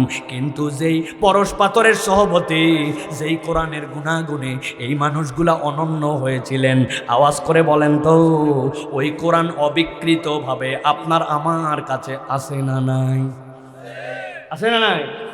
ওই হাদিসগুলো অবিকৃতভাবে আপনার আমার কাছে আছে না নাই? আমরা সাহাবী হতে পারবো না, তাবেঈ হতে পারবো না, তাবেঈ হতে পারবো না, খয়রুল কুরুনের মানুষ হতে পারবো না, কিন্তু মন কি চায় না আমি একজন উত্তম মুমিন হব, আমি রহমানের গোলাম হব, আমি একজন ওই সাহাবী তাবেঈদের সাথে জান্নাতে যাওয়ার মতো প্রচেষ্টাকারী হব? এইটা কি আপনার আমার মনে চাই না? চাই না? বলছি তো চাই, কিন্তু এর সাথে কামের কোনো মিল নাই, ঠিক কিনা? আজকে আমরা ছোট্ট করে একটু এই 10টা গুণ 20 থেকে 25 মিনিট আর আপনাদের কাছে একটু বলতে চাই, একটু দিল দিয়া এই কথাগুলো আমাদের দিলের মধ্যে নিয়ে আমল করার নিয়তে আমরা বাড়িতে যাব ইনশাআল্লাহ। রাজি আছি তো ভাই? আমি জানি এই জালুয়া পাড়ার লোকের এই অভাব বাড়িতে পড়ে নাই যে এরা কেউ সিন্নি খাওয়ার জন্য বসে থাকবে, ঠিক কিনা? কোরআন শোনার জন্যই তারা আসছে, ঠিক কিনা? তাহলে আমরা কোরআনের সাথে আমরা একে একে আমরা 10টা গুণ সংক্ষিপ্তভাবে একটু শোনার জন্য চেষ্টা। 1 নম্বরে আল্লাহ বলছেন, তুমি যদি রহমানের গোলাম হতে চাও, 1 নম্বর তোমাকে যেই গুণাগুণ অর্জন করতে হবে। ইবাদুর রহমান, আল্লাহ বলছেন রহমানের গোলাম, আল্লাযীনা ইয়ামশুনা আলাল আরদি হাওনা, এই মানুষগুলা নম্র ভদ্রভাবে জমিনে চলাফেরা করবে, তাদের চাল চলন আচার আচরণ বেয়াদব মার্কা হবে না। আল্লাহ বলছেন ওয়া ইযা খাতাবাহুমুল জাহিলুনা ক্বালু সালামা, এই মানুষগুলা বিতর্ক এড়িয়ে চলার অভ্যাসকারী হবে। যখন কেউ গায়ে পড়ে পায়ে পড়ে মূর্খতা নিয়ে তার সাথে ঝগড়া করতে আসবে, কথা কাটাকাটি করতে আসবে, ওই বান্দার তবিয়ত হবে ওই ঝগড়াতে তার সাথে টক্কর না দিয়া বরং তাকে বলবে আসসালামু আলাইকুম, আমি আপনার সাথে কথা কাটাকাটি, এই কথা কাটাকাটির থেকে আস্তে করে ঝগড়াঝাটি, ওই ঝগড়াঝাটির থেকে আস্তে আস্তে গালাগালি, এইগুলা যে স্টেপ স্টেপ যাবে আমি এর সাথে নাই। ওই বান্দা চলে ভদ্রভাবে আর কারোর সাথে ঝগড়াঝাটি করে না। আল্লাহ বলছেন ইবাদুর রহমানের প্রথম গুণাগুণ হচ্ছে এইটা। এবার একটু হিসাব মিলায় দেখেন, আমরা কি ঝগড়া বাদ দেই নাকি ঝগড়া করি? খালি করি, এমন এমন বাতাস দেই যে ঝগড়ার কোনো প্রয়োজনই নাই। উনি আছে বাসের মধ্যে ভালো করে বোঝেন, নামতেও পারতেছে না, জানলার পাশে ওনার সিট, বাম পাশে এক ভ্যানওয়ালা আর এক অটোওয়ালার মধ্যে গন্ডগোল লাগছে, ওরে গন্ডগোল, বাস হয়ে যাকে একটু সোলো। এই দুইজন গন্ডগোল জালনা দুনি দেখতেছে, উনি না পারতেছে থামাতে, না পারতেছে কিছু বলতে, কিন্তু ওনার ভিতরে উস্কায় খুস্কায় উঠছে। সাথে সাথে উনি আওয়াজ দিয়েছে জালনা থেকে, এই হাত থাকতে আবার মুখ দিয়ে কি ব্যাকল কোথাকার। বাসের মতো চলে গেছে, কিন্তু উনি এটা গরম মেরে দিয়েছে ওই জায়গায়, হাত থাকতে মুখ দিয়ে কি বাতাস দিয়ে চলে গেল। আমাদের অনেকের অভ্যাস আছে গন্ডগোলের আগে পিছে কিচ্ছুতে নাই, কিন্তু হঠাৎ করে একটা বাতাস মাইরে দেয়, ঝগড়া যেন আরো বেশি বাইতে যায়। এই স্বভাবের লোক কুমিল্লায় না আসেনি ভাই? প্যাঁচ লাগায়, খালি প্যাঁচ লাগায়, আসে না, কথা নাই বার্তা নাই, ঝগড়াঝাটি করে। আল্লাহ নবী সাল্লাল্লাহু আলাইহি ওয়াসাল্লাম বলছেন, একটা হাদিস শোনেন, নবীজি বলছেন আমার উম্মত, তোমরা দুইজন গন্ডগোল লাগছো, বিতর্ক লাগার পরে একজন চিন্তা করছে বিতর্কে আমার যা যুক্তি তর্ক আছে, আমি হকের পক্ষে আছি, এখন যদি ঝগড়াঝাটি ঠিকঠাক মতো করি তাহলে আমার হারাই কি, আমার যুক্তি সবল, কিন্তু তারপরেও চিন্তা করছে ঝগড়াঝাটি করলে একটা বিপদ, আমি এটা করতে চাই না, থাক আমার নবী নিষেধ করছেন, এই জন্য আমি জিতেই যেতাম, আমার যুক্তি সবল, আমি হকের পথে, তাও বাদ দিয়ে দিছি। আল্লাহ নবী বলছেন এই যে বিতর্ক পরিহার করলো, এই কারণে আমি নবী বললাম তোর জন্য জান্নাতের মধ্য দেশে আমি একটা ঘরের জামিন হয়ে গেলাম। আল্লাহ নবী বলছেন আরেকজন ঝগড়া লাগাইছে, লাগানোর পরে বুঝছে আমার যুক্তি খারাপ, আমার যে পক্ষে আছে এই পক্ষে জিন্দেগিতেও জিতবে না, তখন বলছেন না বাবা, এগুলা ঝগড়াঝাটির মধ্যে আমি নাই। বুঝছেন তো, হারিয়ে যাওয়ার ভয়ে কিন্তু বলছে। নবী বলছে বলুক না কেন, হারিয়ে যাওয়ার ভয়েই বলছে, যুক্তি তার খারাপ, তারপরেও ঝগড়া পরিহার করছে। আল্লাহ নবী বলছেন তার জন্য জান্নাতের মধ্যে একটা ঘরের জামিন আমি নবী হলাম। সুবহানাল্লাহ। তাহলে আমার মুখ সামলানো, এটা হচ্ছে রহমানের বান্দার প্রথম গুণাগুণ। আমি ঝগড়াঝাটি করব না, আমার চলাফেরার মধ্যে কখনো উগ্রতা থাকবে না, চলাফেরার মধ্যে একটা শান্ত শিষ্ট নম্রতা ভদ্রতা থাকবে। তরুণ যুবক, বাপ থাকে বিদেশে, কুমিল্লা অঞ্চলেই কিন্তু ডলারের গরম আছে, দিরহামের গরম আছে, রিয়ালের গরম আছে, ইউরোর গরম আছে নি নাই? সিএনজি সিঙ্গেল চল, কিরে ভাই সামনে দুইজন বসতে পারে, পিছনে কয় আমার লাগবে না। যাদের অভাব পড়ছে তারা সিরিয়ালে বসে থাকবে, আরেকজন উঠতে চাইলে উঠে না, রিজার্ভ, কারণ বাপ পাঠাইছে বিদেশ থেকে টাকা, উনার ফুটানি দেখে কে। কথা বললেন না? যে মোবাইল বদলায়, জুতা বদলায়, প্যান্ট বদলায়, মনে করে বাপ বোধহয় কামাই করে, সেখানে তার কোনো কষ্ট হয় না। না, আপনার এই উগ্রতা, আপনার এই বেয়াদবি, আল্লাহ বলছেন তুমি রহমানের গোলাম হতে পারবা না। অতএব রহমানের গোলামের মধ্যে তবিয়ত হবে বিনম্র। মনে থাকবে নি? এক নম্বর গেল এটা। আল্লাহ বলছেন নবী আপনি এবার জানায় দেন যারা রহমানের গোলাম হবে তাদের দুই নম্বর গুণাগুণ কি হবে। আল্লাহ বলছেন ওয়াল্লাযীনা ইয়াবিতুনা লিরাব্বিহিম সুজদাও ওয়া কিয়ামা,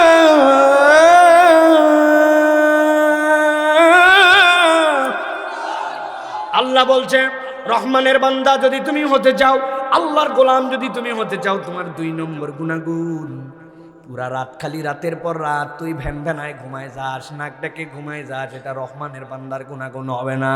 আল্লাহ বলছেন ওই বান্দা রাতে ঘুমাবি, আবার মাঝে মাঝে রাতের বেলা উঠবি, উঠার পরে আল্লাহর জন্য দাঁড়ায় যাবে, আল্লাহর জন্য কপালটাকে মাটিতে লাগায় দিবে।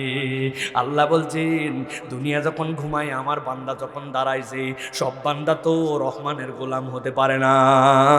কিছু বান্দা এরকম আল্লাহর জন্য দাঁড়াইছে, কেউ জানে না, কেউ জানে না। ও যখন সিজদায় পড়ে গেছে, আল্লাহ প্রথম আসমানে, আল্লাহ সারাদিন ওই বান্দা আল্লাহর কাছে দোয়া করে, আল্লাহ তুই আমার গুনাহ মাফ করে দে, তুই আমার রিজিক বাড়ায় দে, আমার হায়াত বাড়ায় দে, আমার সন্তানের জন্য আল্লাহ এই চাকরির ব্যবস্থা করে দে, বড় আলেম বানায় দে। সারাদিন দোয়া করে। আল্লাহ বলছেন আর 1/3 রাত পার হওয়ার পরে তোমার আল্লাহ প্রথম আসমানে আসে, আসার পরে জিজ্ঞাসা করে কেউ আসনি যার ক্ষমা লাগবে, কারো রিজিকের টানাটানি আসেনি, আমারে বলো। আল্লাহ বলছেন শুধু লাব্বাইক বললেই আল্লাহ তার রিজিকের সমস্যা দূর, লাব্বাইক বললেই তার আল্লাহ মাফ করে দেন। আল্লাহ বলছেন ওই শ্রেণীটাই হচ্ছে রহমানের গোলাম। সারা রাত বিছনায় পিঠ লাগায় না, রাতে মাঝে মাঝে উঠে আল্লাহর জন্য দাঁড়ায় যায়, আল্লাহর জন্য সিজদা করে। আল্লাহ বলছেন এরা হচ্ছে আমি দয়াময় রহমানের গোলাম। সুবহানাল্লাহ। তাহলে সারা রাত খালি ভদভদায় ঘুমালাম, ঘুম আসে না বলে মোবাইল ঠেলতে ঠেলতে ফজরের আজান করে ফেললাম, ইউটিউব দেখতে দেখতে অস্থির করে ফেললাম, কিন্তু কোনো দিন মন চাইল না আরে একটা রাত একটু উঠি, ঘুম যেহেতু আসতেইছে না, যাই তো একটু 2 রাকাত নামাজের জন্য দাঁড়ায় যায়। অথচ এর নাকি সমস্যার শেষ নাই, চাকরি ভালো হচ্ছে না, ব্যবসায় বরকত হয় না, শরীর ঠিক নাই, অসুখ যেগুলো হচ্ছে এগুলো ওষুধ খাওয়ার পরে ভালো হয় না, বাচ্চা কাচ্চা নাকি কথা শোনে না, সংসারে নাকি সুখ নাই, স্বামীটা যেরকম প্রত্যাশা করছিলাম হয় নাই, বউটা যেরকম চাইছিলাম হয় নাই, বিদেশে যেতে চাই ভিসার প্রসেস কেন জানি হচ্ছে না, কত কিছু তার না চাওয়া, কিন্তু হেড অফিসের সাথে তার কোনো যোগাযোগ নাই। উনি খালি বাইরে ঘুরে বেড়াচ্ছে পিয়নদের সাথে যোগাযোগ করার জন্য, হুজুর আমার জন্য একটু খাস করে দোয়া করে। আরে হুজুর কি কন্ট্রাক্টর নাকি? মালিক নিজে ডাকে তুমি সাড়া দাও না, হুজুরের নিজের সমস্যা শেষ নাই, ঠিক কিনা? হুজুর আমার মাজার ব্যথা। ওরে ভাই আপনি জানেন বিগত 17 দিন আমার কি মাজার ব্যথা, পিছনে হট ওয়াটার পট নিয়ে ঘোরা লাগতেছে, আমার মাজার ব্যথা সারতেছে না, আপনি কার কাছে মাজার ব্যথা সমস্যা নিয়ে আছেন? কথা ঠিক কিনা? আল্লাহ বলছেন আল্লাহর কাছে চাও, তাহলে যেই ব্যক্তি ইবাদুর রহমান হবে তার বৈশিষ্ট্য হবে সারা রাত নাক ডাকায় কেলায় কেলায় ঘুমাবে না, মাঝে মাঝে আল্লাহর জন্য ওঠা লাগবে, ঠিক কিনা? শুধু ঠিক বললে হবে না, হবে না। আজকে ওয়াদা করতেছে আমরা এই আমল আপনার আমার জীবনে নিব, ঠিক কিনা? 3 নম্বরে আল্লাহ রাব্বুল আলামিন বলছেন যেই বান্দা আল্লাহ রাব্বুল আলামিনের ইবাদ, আল্লাহর গোলাম, তার 3 নম্বর গুণ কি হবে? ওয়াল্লাযীনা ইয়াকুলুনা রাব্বানা সরিফ আন্না আযাব জাহান্নাম ইন্না আযাবাহা কানা গরামা ইন্নাহা সাআত মুস্তাকাররান ওয়া মাকামা।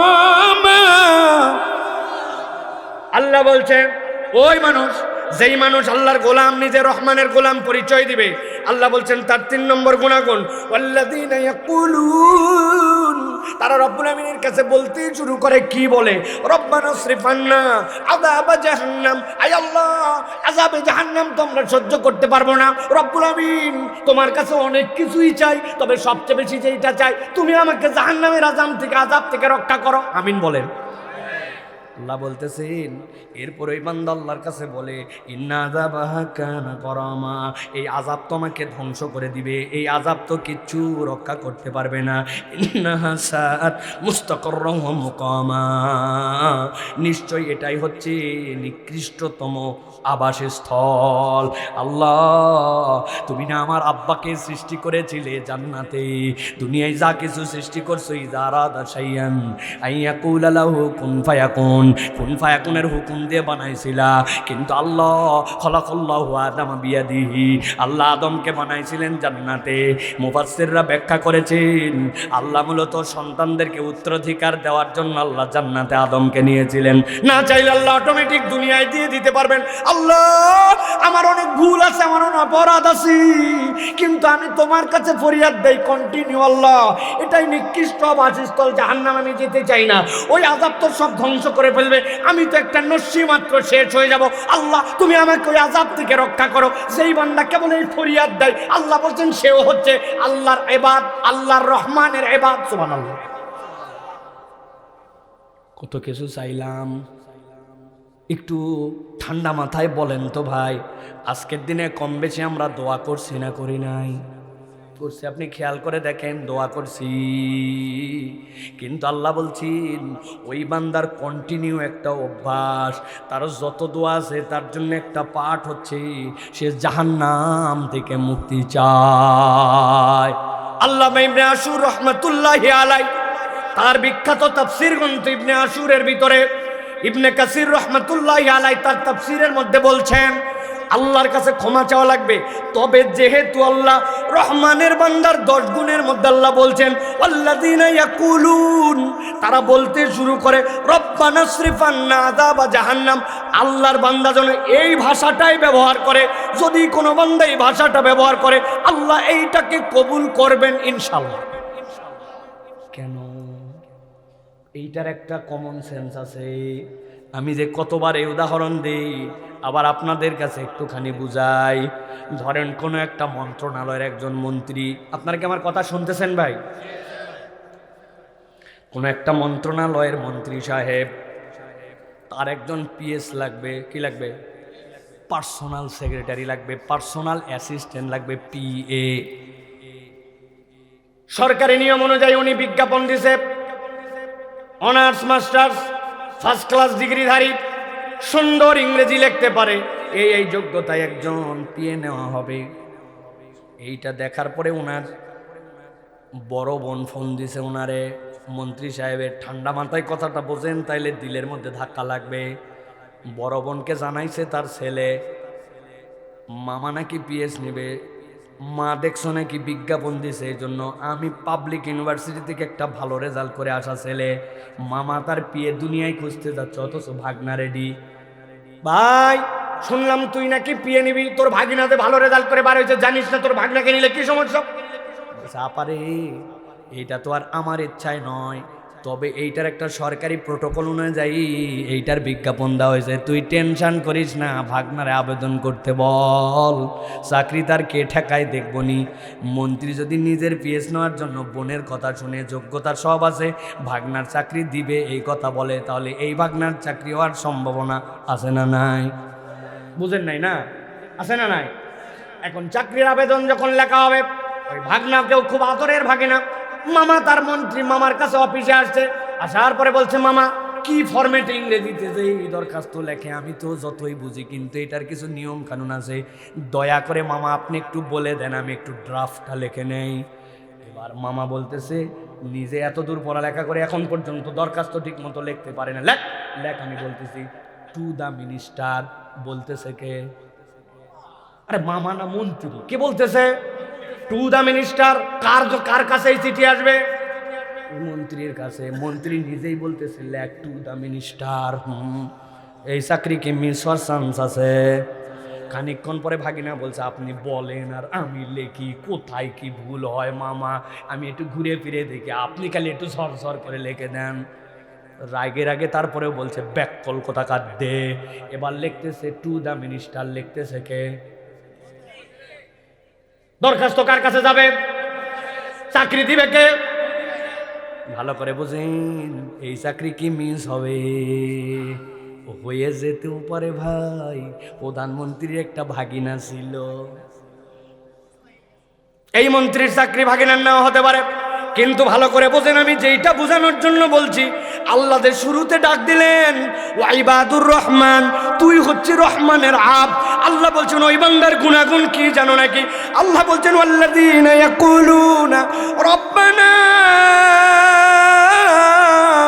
তারা সবগুলা ডাক দিয়ে বলে ও আমার রব। কি জন্য ডাক দেয়? রব্বানা সরিফ আন্না আযাবা জাহান্নাম, আয় আমার আল্লাহ আমাকে জাহান্নামের আযাব থেকে বাঁচাও। আমি জিজ্ঞাসা করব, আওয়াজ দিয়ে বলেন তো রব্বানা, আপনার আমার রবকে? এই দোয়াটা শেখাচ্ছে কে? এই দোয়াটা কবুল করবে কে? আপনি একটু দিলের মধ্যে ফিল নিয়ে বোঝেন। আল্লাহ নিজেই বলছেন আমার গোলাম আমার কাছে বলবে রব্বানা।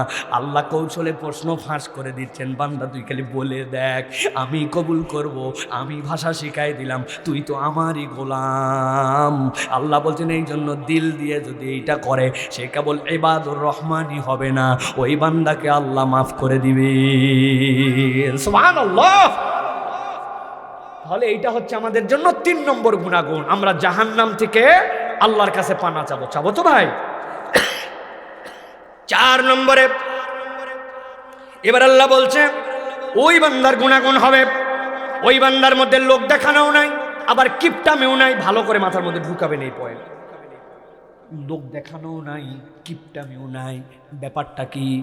আল্লাহ বলছেন ওয়াল্লাযীনা ইযা আনফাকু লাম ইউসরিফু ওয়া লাম ইয়াকদুরু ওয়া কানা বাইনা যালিকা কওয়ামা। আল্লাহ বলছেন এই বান্দা বাহুল্য খরচ করে না, লোক দেখায় না, নষ্ট করে না। আবার ওই বান্দার গুণাগুণ ওয়ালাম ইয়াকতুরু, ওই বান্দা কৃপণতাও করে না, বখালতাও করে না। ওয়া কানা বাইনা যালিকা কওয়ামা, এই দুইয়ের মধ্যে এই বান্দা সুদৃঢ়। কেউ চাইলে ফিরায় না, অযথা বাজে খরচও করে না, তবে তার মধ্যে কৃপণতার হার নাই। আল্লাহ যেটা দিছে সেইটা থেকে সে খরচ করে। আল্লাহ বলছেন এই বান্দা হচ্ছে আমার গোলাম, ইবাদুর রহমান। আমরা খুব কম সংখ্যক লোক এখন আল্লাহ রাব্বুল আমিন এই গুণাগুণের মধ্যে আছি। কেননা এখন বাঙালি মুসলমানের থেকে হার কিপটা মুসলমান আল্লাহর দুনিয়ায় না। আন্দাজি ঠিক বলেন না, আগে আপনাদেরকে ফাঁসাই তারপরে ঠিক বলেন, না ফাঁসানো পর্যন্ত ঠিক বলেন না। জুম্মার দিন ছিল গতকাল না আজকে? আপনার মসজিদের সামনে দান বাক্স আসছিল নি ভাই? আসছিল, দানের ব্যাগ আসছিল, কৌটা আসছিল। এইগুলা কি গতিতে আপনি পার করছেন দেখেন তো আমার সাথে মিলে কিনা। 5G 6G ঠাস ঠাস ঠাস ঠাস, ঠিক কিনা? কাতারের শুরুতে আসতে দেরি, ঠেলে পার করে দিতে মনে করছে ঝামেলা, বিদায় বিদায় বিদায় বিদায়। সবগুলা মিলে যে পার করে দিলেন, হাসতেছেন আপনি। আপনার কি একবার বিবেচনাই হলো না? আমি যদি ইবাদুর রহমান হই আমি তো 1000 2000 5000 করে দিব না, কিন্তু আল্লাহ আমাকে যে তৌফিক দিয়েছিলেন সেখানে আল্লাহর ঘরের দান বাক্সে 20টা টাকা আমি দিতে পারতাম কি পারতাম না?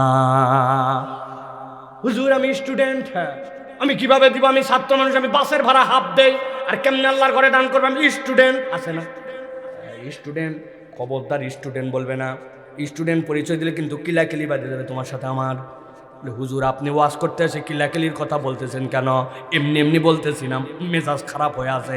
কারণ আমি তোমাকে চায়ের দোকানে একটা খেলা দেখাইছি, দেখছি তোমার এক বন্ধু বেড়াতে আসছে, চা অর্ডার দিছে, বিস্কুট খাইছে, 2 জন খাইছে। খাওয়ার পরে এই বন্ধু পকেট থেকে মানি ব্যাগ বার করে বলছে তুই আমার এলাকায় আসে তুই পকেটের থেকে মানি ব্যাগে হাত দিলে রাখ রাখ। বলছে ভাই অনেকদিন পর তোর সাথে দেখা, তুই দেশ না, তুই ডাকছিস, আমি আসছি, আমি আজকে দিব। বলছে তুই দিবি না, তুই দিবি না, তুই দিবি না। ধাক্কা ধাক্কি ধাক্কা ধাক্কি। পরে দোকানদার বলছে 2 জনই দে। কথা ঠিক কিনা? তোমার মোবাইলের মধ্যে এমবি ভরছো, টাকা ভরছো, তখন তুমি স্টুডেন্ট না। কিন্তু আল্লাহর ঘরের দান বাক্সে তোমার পকেট থেকে 20 টাকা আছে না। মুরব্বী বগলের মধ্যে টাকা রাখতে রাখতে টাকা গন্ধ বানায় ফেলছে, ওইটা দিয়ে বিকালবেলা চা খায়, পান খায়, সেখানে সপ্তাহে অনেক টাকা খরচ হয়, কিন্তু আল্লাহর ঘরে 20 টাকা দেয় না। দান বাক্স চলে যায়। গতকালকে যারা যারা 20 টাকা দেননি হাত তোলেন। থাক থাক থাক, আন্দাজে হাত তুলে না, সব হাত উঠে তো আবার হাত তুলে এই লোকে। লজ্জা শরমও নেই। তাকে লজ্জা দেওয়ার জন্য বলছি না। আমি না ইবাদুর রহমান হব, তাহলে আমার তো একটা লজ্জা শরম থাকার কথা। আল্লাহর ঘরে 100 জন মুসল্লি হলে 20 টাকা করে হলে 2000 টাকা হয়, 200 জন হলে 4000 টাকা হয়, 500 জন হলে 10,000 টাকা হয়। 4 জুমা মিলে আপনার যে কালেকশন হবে, মসজিদের কারো কাছে যেতে হয় না, মুয়াজ্জিনের মাত্র 5,000। আপনি প্রবাসী, আপনার এলাকার ফুটানি, ইমাম সাহেবের বেতন 7,000 8,000। আপনি একবার বিবেচনা করে দেখলেন না, গরুর গোস্তর কেজি 700 টাকা, ভালো চাল 60 টাকা, একটা কপি কিনতে লাগে 40 টাকা। আপনার ওই ইমাম কেমনে চলে, মুয়াজ্জিন কেমনে চলে? আপনি কোনোদিন বিবেচনা করলেন না। আর আল্লাহর ঘরের দান আপনার হাতে বাড়লো না। আল্লাহ বলছেন তোমার তাবজির তো করতে পারবে না, কিন্তু কৃপণও হতে পারবে না। তুমি যদি কৃপণ হও, তুমি ইবাদুর রহমান হতে পারো নাই। এখন হাত তুলে যদি বলা হয় কারা কারা ইবাদুর রহমান নয়, 90% হাত উঠাতে বাধ্য হবে, না তুললে মিথ্যা কথা বলবে। কথা বলেন? এই বাচ্চারা, ছোট ছোট বাচ্চারা, এদের কোনো কামাই নাই, 10 টাকা 5 টাকা করে বাপ মা দেয়, ওইটাতে আইসক্রিম খায়, ওইটাতে বাদাম খায়। আগামী জুম্মার থেকে বলবে আম্মা সাইফুল্লাহ হুজুর আসছিল, 20 টাকা যদি তোমার নামে আর 20 টাকা আমার নামে, 40 টাকা দিলে জুম্মায় যাব, না হলে নাই। ঠিক আছে না? রাজি তো? আর যেই সকল মুরব্বীরা আছেন আগে 50 টাকা দিতেন, এখন হুজুরের ওয়াজ শুনে তারা 30 টাকা মাইনাস নাকি। ওইটা নিচেরটা বোঝানোর জন্য বলছি, মিনিমাম উপরে একটু দেওয়া লাগবে ভাইরে। মসজিদ হচ্ছে এমন ডিপোজিটের জায়গা যেটা লস নাই, লস নাই। মাম্বানা লিল্লাহি মসজিদান বানাল্লাহু লাহু বাইতান ফিল জান্নাহ। একটা টার্গেট রাখবেন সারা জীবনে। যেখানে মসজিদ পাইছেন, কেউ শাক বানা শাক 20 30 40 50 কত মসজিদে দিয়েছেন, এটা হিসাব রাখবেন না। মসজিদ মানে আপনার কিছু আছে ওই জায়গায় দেওয়া। কিয়ামতের দিনে যেয়ে দেখবেন এইটা কোন জায়গায় আমাকে নিয়ে যায়। পারবেন তো? দান বাক্স আপনাকে খুঁজবে না, আপনি দান বাক্স খুঁজবেন। রাজি আছেন তো ইনশাআল্লাহ? দুনিয়ার যেখানে নামাজ পড়ি, যেখানে যাব, সেখানে মসজিদে শরীক হব। রাজি আছেন ইনশাআল্লাহ? বিপদে কেউ বললে, কেউ হাত পারছে, তাকে দিতে হবে আপনাকে। এইটা অন্য কোনো কারণে নয়। আল্লাহ, আমি ইবাদুর রহমান হতে চাই, অতএব আমি কৃপণ নই, আমি হাতটাকে বড় করার জন্য চেষ্টা করব। মনে রাখবেন, দান হচ্ছে ড্রেনের মতো, এমন একটা সার্কেল, এই মাথার থেকে সরাবেন, পিছন থেকে আগাবে, সরাবেন, পিছন থেকে আগাবে। আপনি যদি আল্লাহর জন্য না দেন, আপনার বরকতের ড্রেন কিন্তু বন্ধ হয়ে যাবে। ঠিক কি না? এই জন্য প্রিয় ভাইরা, খরচ করতে হবে আল্লাহর জন্য, তবে লোক দেখানো, লৌকিকতা, বাড়াবাড়ি, তাবজির, এইটা করা যাবে না। এটা হচ্ছে ইবাদুর রহমানের 4 নম্বর গুণ। তাহলে আল্লাহর ইবাদুর রহমানের গুণাগুণ কয়টা? মাশাআল্লাহ। চলেন এবার 5 নম্বরে যাই। আল্লাহ বলছেন ওই বান্দার 5 নম্বরের গুণাগুণ বড় সাংঘাতিক গুণাগুণ। এইটা ঠিক আছে মানে তার পাত্র ঠিক আছে, এইটা ঠিক নাই মানে তার কিচ্ছু নাই। والذين لا يدعون مع الله إلها آخر। আল্লাহ বলছেন ওই বান্দা আল্লাহ ছাড়া কাউকে ডাকে না, আল্লাহ ছাড়া কারো কাছে সাহায্য চায় না। ওয়ালা ইয়াকতুলুনা আন-নাফসাল্লাতী হারামাল্লাহু ইল্লা বিল হক ওয়ালা ইয়াজনুন ওয়া মান ইয়াফআল যালিকা ইয়ালকা আসামা। আল্লাহ বলছেন ওই বান্দার গুনাহগুণের মধ্যে অন্যতম গুনাহগুণ হচ্ছে ওই বান্দা আল্লাহ ছাড়া কাউকে ডাকে না। তবে যদি বড় বিপদে পড়ে, সন্তানের যদি বিদেশে যাওয়া আটকায় যায়, যদি চাকরি বাকরিতে যদি বিপদ হয়, তখন কিছু মাজারে যে বিপদে পড়লে কেবল ডাকে। চলবে তো? চলবে না? কি সমস্যা আন্দাজি? ওলিয়া উলিয়ার কাছে একটু বললে সমস্যা কোথায়, মান্যত একটু দিলে সমস্যা কোথায়, এরকম কথা বলা লোক আছে না নাই? আল্লাহ আবু জেহেলের কাছে আল্লাহ রাব্বুল আমিন নবীকে দিয়ে বলছিলেন, জিজ্ঞাসা করেন যাইয়া, মাইয়ারযুকুকুম মিনাস সামাই ওয়াল আরদ। এই আবু জেহেল, আবু জেহেল তো ইসলামের বন্ধু। কারা কারা ঘুমায় গেছেন? পরীক্ষা হবে এখন। আবু জেহেল কি ইসলামের বন্ধু? কি ইসলামের বন্ধু না শত্রু? জিজ্ঞাসা করেন। মাইয়ারযুকুকুম মিনাস সামাই ওয়াল আরদ। এই আবু জেহেল বল, আসমান জমিন থেকে রিজিক দেয় কে? বলছে তুমি কি মনে করছো? ইসলাম মানি না, ইসলামের দুশ্মন, তাই বলে কি আমরা উল্টাপাল্টা কথা বলবো নাকি? সায়াকুলুন আল্লাহ, নুনের উপরে তাসদিদ দিয়ে সকিলা বানায় উত্তর দিছে আল্লাহ। অবশ্যই অবশ্যই আসমান জমিন থেকে রিজিক দেয় আল্লাহ। এই কথা বলছে কে? আরে আবু জাহেল্লা বলেন। আল্লাহ বলছেন যে জিজ্ঞাসা করো আম্মা ইয়ামলিকুস সামআ ওয়াল আবসার, চোখ দিছে কে? কান্দে শোনায় কে? বলে ইর বাবারে বাবা, এটার কারো ক্ষমতা আছে নাকি? আল্লাহ বলছেন বাবারে, তোমার রিজিক দেয় আল্লাহ, তোমারে খাওয়ায় আল্লাহ, আসমানের মালিক আল্লাহ, জমিনের মালিক আল্লাহ, কান দিছে আল্লাহ, চোখ দিছে আল্লাহ। আমি যে দেখলাম লাতত জামানাত হবলের কাছে ব্যবসা করার সময় মান্নত দিয়া গেলি, বাচ্চা অসুস্থ গোসল করাই দিছিস দুধ দে, ওই পানি না খাওয়ালি, তাহলে সবই যদি আল্লাহ দেয় তো লাতত জামানাত হবলের কাছে কেন গেছিস? আমার কথা নয়, সূরা মুমিনুন আর সূরা জুমার পরে দেখবেন সাথে সাথে তারা বলছে ও বাবা রে বাবা, তুমি বুঝো নাই, বুঝো নাই, আসো তোমারে বুঝাই দেই। আল্লাহ নবীর উনি বুঝাচ্ছে, আল্লাহ কোরআনে সেটা উল্লেখ করছেন। আরে লাতত জামানাতের কিচ্ছু করার নাই, সে কেবল আল্লাহর বড় একজন পয়গম্বরের প্রতিকৃতি, আল্লাহর উমুক ফেরেশতার প্রতিকৃতি। ও কি করবে? মান্নত যে দেও। আমি যখন মান্নত দিই লাত খুশি হয়, লাত খুশি হলে আল্লাহরে বলে, আল্লাহ দেয় লাত বলার পরে ওই মাধ্যম দিয়ে দেয়। লাতের কোথায় ক্ষমতা, মানাতের কোথায় ক্ষমতা? আল্লাহ বলছেন এই কথা বলে তুমি যতই আল্লাহ খালিক আল্লাহ মালিক বলো, নবী আপনি জানাই দেন ওরা যে বলছে লিয়াতাকাররাবুনা ইলাল্লাহি যুলফা, তার ইবাদত করি না, কেবল আল্লাহর বান্দার মধ্যে নৈকট্য বানানোর জন্য এটা করি। এই কথা যতই বলুক না কেন তার ঈমান হয় না, ঈমান হয় নাই। কেননা ইবাদতের মধ্যে আল্লাহর বান্দার মধ্যে কোনো ভায়া মাধ্যম নাই। এখন কেউ যদি নামাজ রোজা হজ যাকাত করে আর বলে অমুক পীর সাহেব, অমুক মাজার, অমুকের কাছে একটু মান্নত করলে সে আল্লাহর ওলি, সে কিছু করতে পারে না। আল্লাহ দেয় কিন্তু মাজারের মাধ্যম দিয়ে দেয়, মান্নতের মাধ্যম দিয়ে দেয়, কবরের মাধ্যম দিয়ে দেয়। আপনি নিশ্চিত জেনে থাকবেন ওর ঈমান আর আবু জেহেলের ঈমানের মধ্যে এক চুলো কম বেশি নাই। আপনার ভালো লাগলেও কথা ঠিক, না ভালো লাগলেও কথা ঠিক। আল্লাহ বলছেন এই জন্য আমার গোলাম হতে হলে আমি ছাড়া কাউকে ডাকা যাবে বিপদে না আপদে না, কোনো জায়গায় না, সব সময় ডাকতে হলে আল্লাহকে ডাকতে হবে, ঠিক কিনা?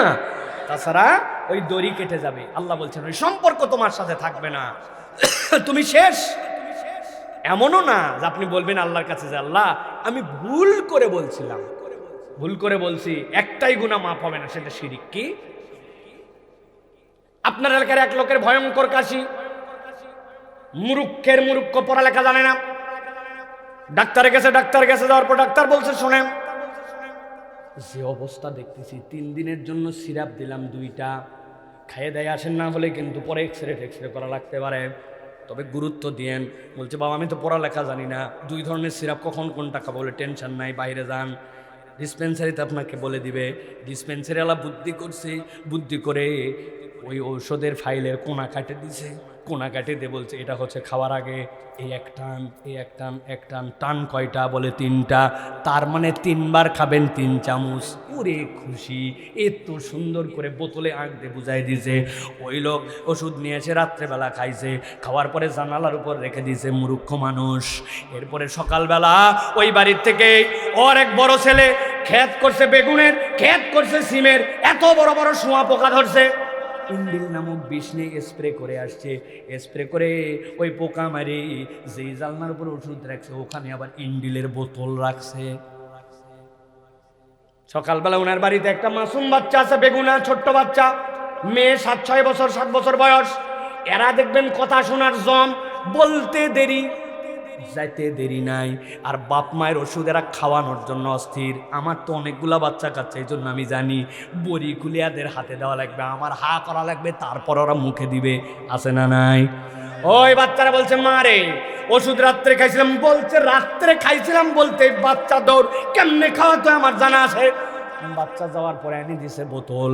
এই মুরব্বী তো জানে না বোতল কোনটা, কি পড়ালেখা জানে না, কুপির মধ্যে ঢালছে, নাক বন্ধ, কাশির ঠেলায় গন্ধ পায় না, নিচে 2 চামচ নিয়ে কথা নাই বার্তা নাই ঢক করে মারে, ভিতরে ঢুকার পরে বুঝছে হায় হায় এইটা তো কাশির সিরাপ না, এটা বিষ খাইয়া ফেলছি। বুঝে থাকলে বলেন তো এই বিষ যদি খাইয়ে পরে ভুল করে তাহলে তার ক্ষতি হবে না? হবে না? আন্দাজে উত্তর দিবেন না, বুঝে সুঝে উত্তর দিবেন। ক্ষতি হবে না? হবে না? কিসের হবে আন্দাজে? এটা মূর্খ মানুষ, পড়ালেখা জানে না। এটা ছোট বাচ্চা এনে দিছে, পড়ালেখা সেও জানে না, উদ্দেশ্য সহি ছিল।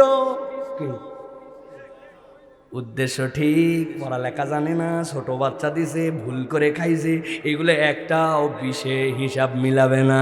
বিষ খালে তার অ্যাকশন শুরু, ঠিক না?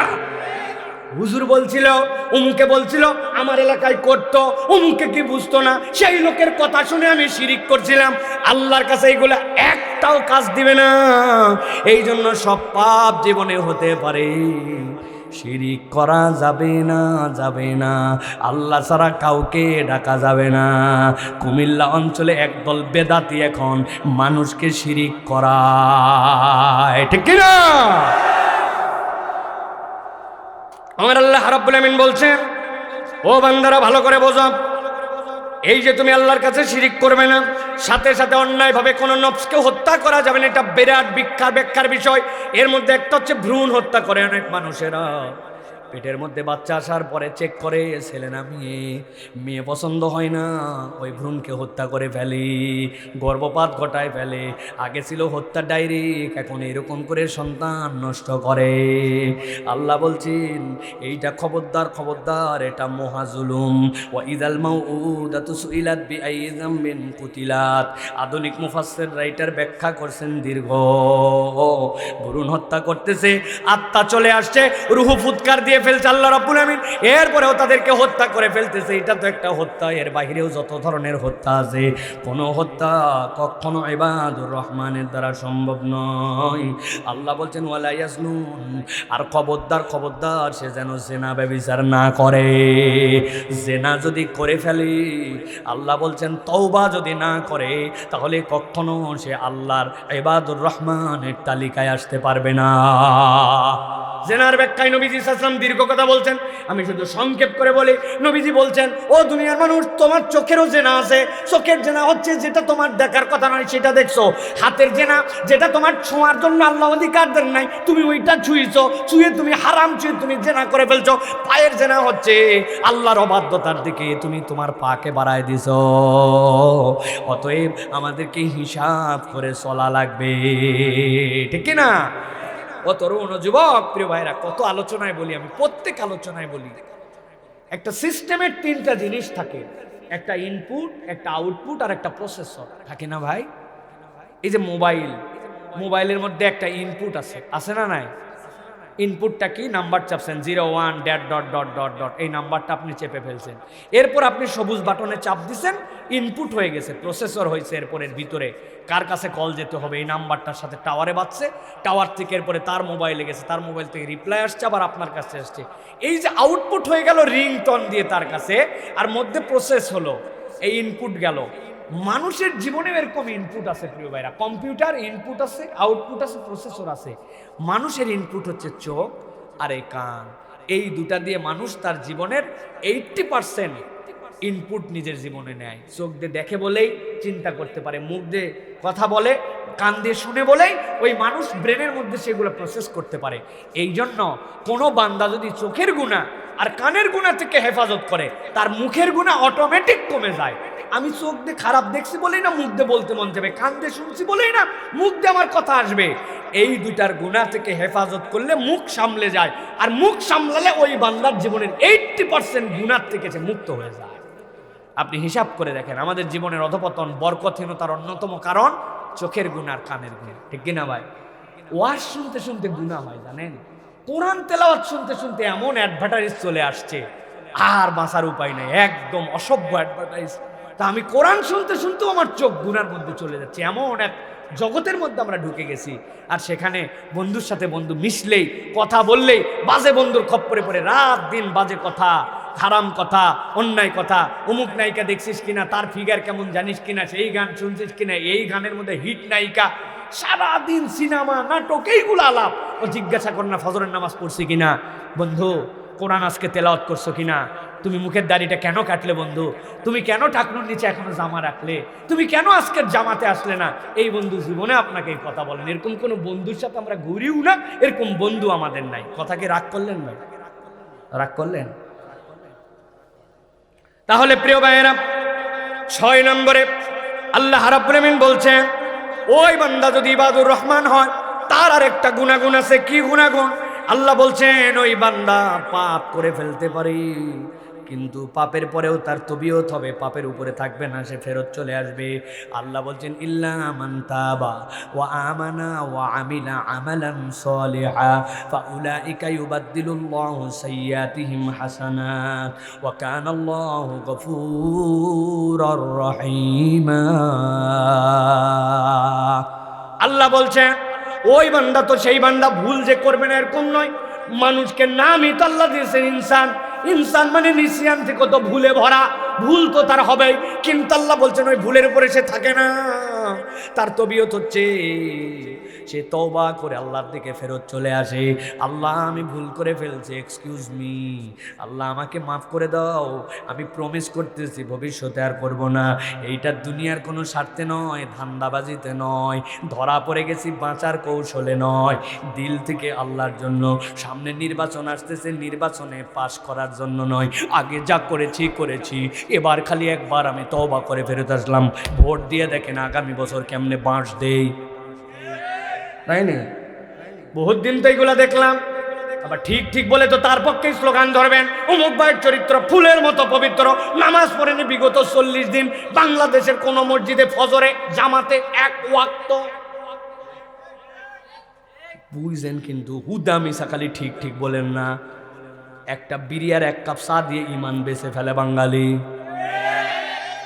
আল্লাহ বলছেন এরকম ধান্দাবাজি নয়, দিল থেকে হৃদয় থেকে ইল্লা মান তাবা ওয়া আমানা, তওবা করেছে, ঈমান এনেছে, ওয়া আমিলা আমালান সালিহা, বসে থাকে নাই, এরপরে ডেডিকেটেড ভালো কাজের জন্য। ফাউলাইকা ইউবাদদিলুল্লাহু সাইয়্যাতিহিম হাসানাত। আল্লাহ বলছেন আমি আমার বান্দার পারফরমেন্সে এত খুশি হয়ে যাই, তার অতীতের যত গুনাহ সবগুলাকে সওয়াব দ্বারা পরিবর্তন করে দে। সুবহানাল্লাহ। তাহলে ভুল আমাদের হবে, কিন্তু আমরা তওবা করব, ঠিক কি না? এশার নামাজ পড়ে আসি নাই, আল্লাহ মাসালে ফজরও পড়বো না, তাই তাই এটা যেন না হয়। আজকের থেকে পরিবর্তন হয়ে যাব। বাপ মায়ের কথা শুনে না, বেয়াদবের মতো আচরণ করে। বাপ মাকে 100 টাকা দাও, তাছাড়া চুল কাটবো না। রে চুল কাটতে তোর 100 টাকা লাগে কেন? বলছে আমি কি যেমন তেমন চুল কাটি নাকি? কেমন চুল কাটিস রে ভাই? ওরে বাবা, সামনে মডেল দেওয়া আছে, উল্লু, ভাল্লু, পাঁঠা, ছাগল আছে না? সবচেয়ে বেস্ট মডেলটার নাম হচ্ছে কুত্তার ডায়রিয়া হওয়ার পরে লেস কাটিং। আপনারা বুঝেন না, এই জন্য আপনারা হাসছেন। এটা একটা ইন্টারেস্টিং কাটিং। কুত্তার মাঝে মাঝে হাগা হয়, স্যাঁতসারা পায়খানা, তখন দেখবেন ঘাস খায়, তারপরে খোকসার পাতা খায়, ঠিক কিনা? কুত্তা নিজে নিজে ঘাস খায়, পাতা খায় পায়খানা বন্ধ করার জন্য। এরপরে পায়খানা বন্ধ হয়েছে, ও তো আর বদনা দিয়ে শুষতে পারে না, এখন লেজ তো তার বাঁকা, গু লাইগে এগুলা ল্যাটপেটা। পরের দিন রোদ উঠছে, শুকায় গেছে, শুকানোর পরে সব লোমগুলো এরকম লম্বা লম্বা, কিন্তু লেজ বেঁকা হয়েছে, নিচ দিয়ে তো চামড়া নাই, এখন লোজ বেঁকা, চারিদিক বের হওয়া। কতকগুলা দেখবেন কুমিল্লার উদ্ভট ব্যাককল টাকা দিয়ে এদিক নাই ওদিক নাই, মধ্যে দিয়ে উঁচু করে এই জায়গায় বাইন্ধে থুছে, আছে নে? আমি নাম দিয়েছি কুত্তার ডায়রিয়া হওয়ার পরে লেজ শুকানো কাটে। ব্যাককল ও বাপের থেকে নিচে 100 টাকা 200 টাকা নিয়ে উনি এই চুল কাটে, আর বাপ মার সাথে বেয়াদবি করে। খবরদার খবরদার, বাপ মার সাথে বেয়াদবি হবে না, এটাও তওবা, তোমাকে ফেরত আসতে হবে। তুমি বাপ মার সাথে বেয়াদবি করে ওদিকে রাত্রে তাহাজ্জুদ পড়তেছো, আল্লাহ বাটাম দিয়ে ঝরঝরা করে দিন একবার। ব্যাককল কোথাকার! আমার ইবাদতের পরে তোমাকে সবচেয়ে বেশি তোমার পিতামাতার কথা শুনতে বলছি। ও বাপ মার প্রতি অসন্তুষ্ট। আগে বাপ মাকে দেখে সন্তান ভয় করতো, এখন সন্তানকে দেখে বাপ মা ভয় করে। বাবা কই আসিস, কই আসিস বাবা? বলছে যেখানে আসি আসি, এত ফোন করা লাগবে না, বেশি কথা বললে কিন্তু আজকে রাত্রে বাড়িতে আসবো না। বলছে বাবা যখন মন চায় আসিস, আর ফোন করবো না, কিন্তু বাইরে যেন থাকিস না। কম ঠেলায় কথা বলে নাই, বাপ মা খুশিতে বলে নাই, তোমার উপরে অসন্তুষ্ট, তোমার উপরে রাগ, তোমার উপরে ভিতরে তার ব্যথা, তার অন্তর জ্বলে যায়। তোমার জীবনে কামিয়াবি নাই, হুমা জান্নাতুকা আও নারুক, তুমি দুনিয়ার বুকে তুমি জাহান্নামের দরজার মধ্যে ঢুকছো, ঠিক কি না? কারা ঠিক বলছে? যাদের বাপ মা নাই না আছে। কারা ঠিক বলছে? মুরব্বীরা না তরুণরা? বুঝে ঠিক বলো প্রিয় ভাইরা। আল্লাহ বলছেন ইল্লা মান তাবা ওয়া আমানা। আল্লাহ ভুল করে ফেলছে। আল্লাহ আজকের থেকে বুঝছি কিসের তুমি শিক্ষিত? কোন শিক্ষিত মেক্ষিতর গান নাই। আল্লাহ কোরআনে বলছেন তোমার বাপ যদি ইহুদি হয়, নাসারা হয়, খ্রিস্টান হয়, বৌদ্ধ হয়, চামার হয়, চারাল হয়, আল্লাহদ্রোহী হয়, নবী মুহাম্মদ সাল্লাল্লাহু আলাইহি ওয়াসাল্লামের শত্রু হয়, ইট ডাজন্ট ম্যাটার। সে যদি আল্লাহদ্রোহিতার কথা বলে মানবি না, কিন্তু আল্লাহ বলছেন তার সাথে সুন্দর আচরণ করো, আমি আল্লাহ ফরজ করে দিলাম। সুবহানাল্লাহ বলবেন না? This is beauty of Islam.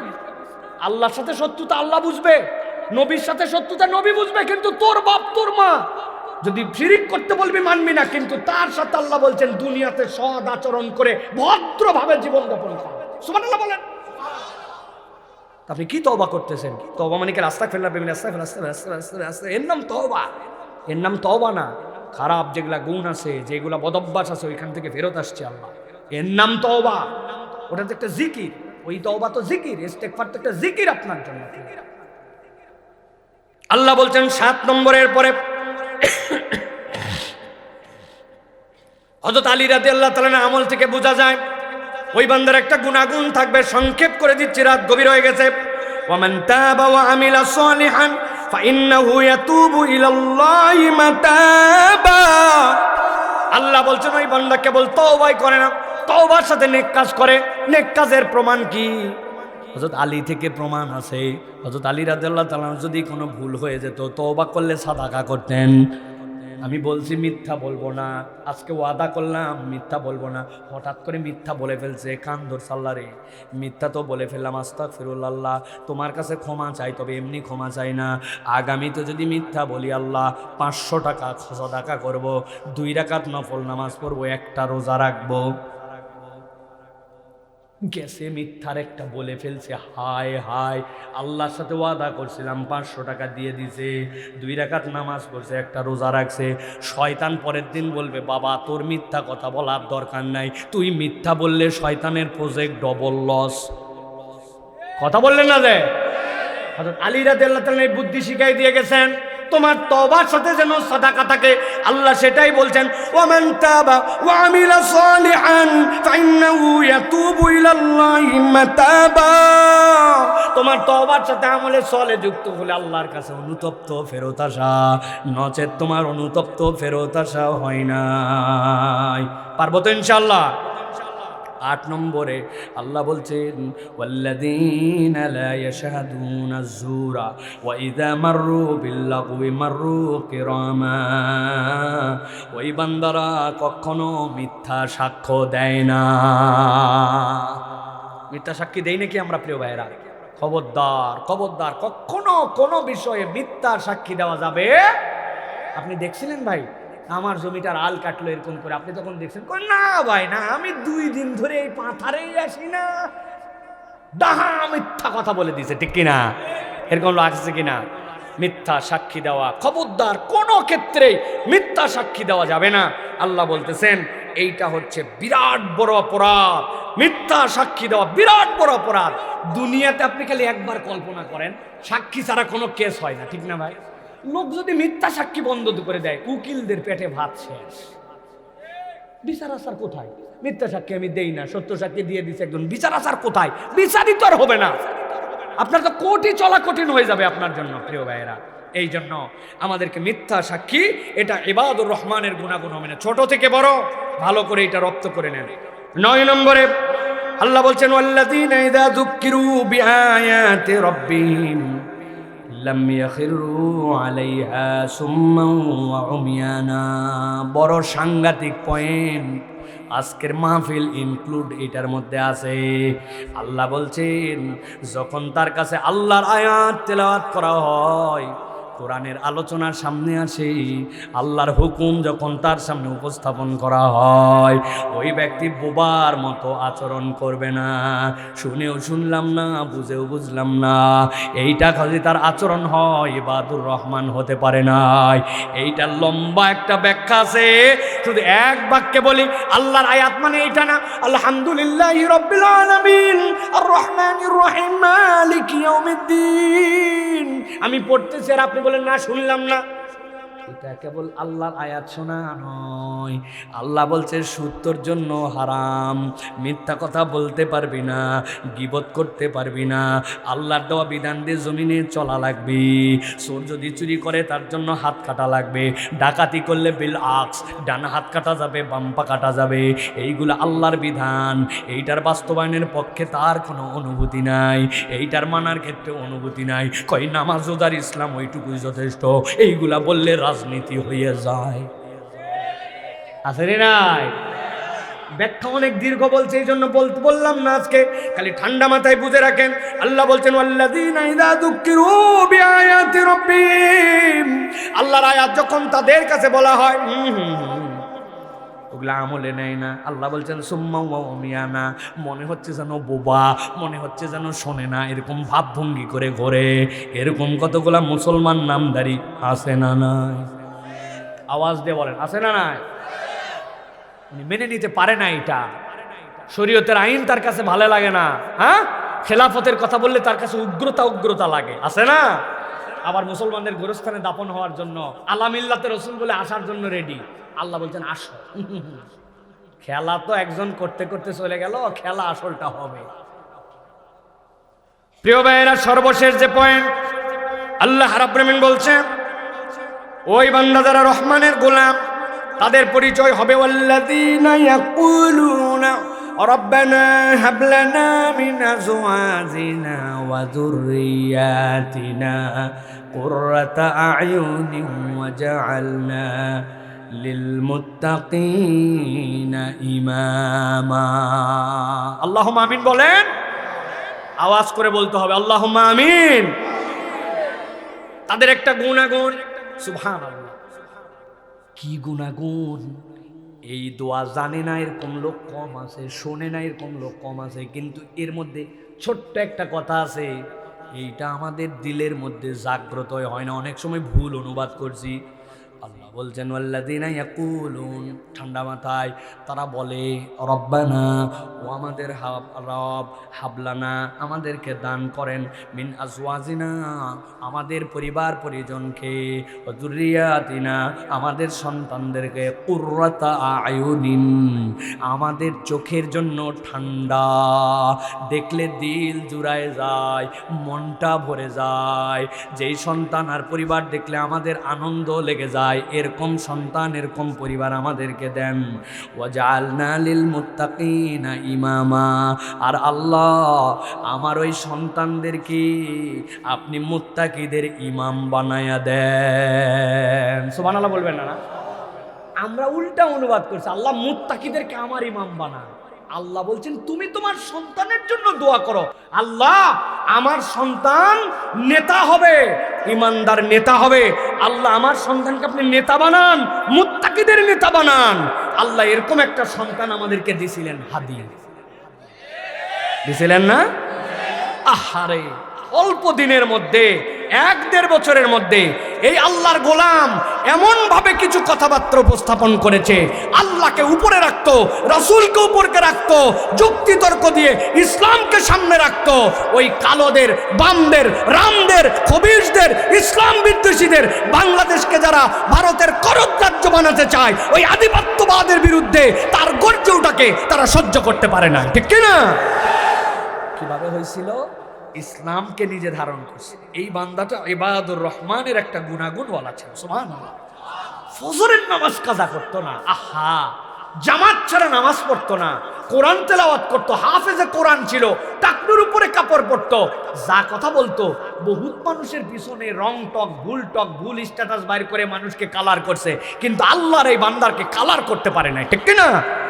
আগামীর প্রজন্ম আল্লাহর কাছে দোয়া করেন, ওয়াজআলনা লিল মুত্তাকিনা ইমামা, আল্লাহ আমাদের সন্তানদেরকেও মুত্তাকিদের ইমাম বানাও, আল্লাহ আমাদের সন্তানদেরকে হাদি বানাও, বলেন আল্লাহুম্মা আমিন। এক প্রজন্ম হাদি রেখে দেন নাম, যাদের বাচ্চারা আকিকা হয় নাই নতুন করে নাম রাখেন হাদি। আপনার সন্তানকে আমরা এই হাদিকে ভুলতে দিব না ইনশাআল্লাহ। আমরা ভুলে গেলেও আল্লাহ তাকে ভুলতে দিবেন না। আমরা বুঝছি রব্বুল আলামিন তার কবুলিয়াতটা এই বান্দার মধ্যে দিয়েছেন, ঠিক কিনা? আহা, হাজার হাজার মানুষ তার জানা যায়, হাজার হাজার আলেম তার জন্য কাঁদে। কয়জনের কপাল হয় এইটা 32 পার করে? আমারও তো উপরন্তু আরো 8 বছর হয়ে গেল, আমি তো এই জিন্দেগি গঠন করতে পারলাম না। আল্লাহ রাব্বুল আলামিন যেন আমার ভাইকে কবুল করেন, আমাদেরকে এরকম অনুপ্রেরণা নিয়ে চলার মতো তৌফিক দান করেন। আল্লাহ বলছেন এই 10 গুণ যার মধ্যে আছে, আমি আল্লাহ তাদের জন্য একটা ছোট্ট ঘোষণা দিয়ে দিলাম, উলাইকা ইউজজাউনাল গুরফাতা বিমা সাবারু ويلقون فيها تحية وسلاما خالدين فيها حسنت مستقرا ومقاما.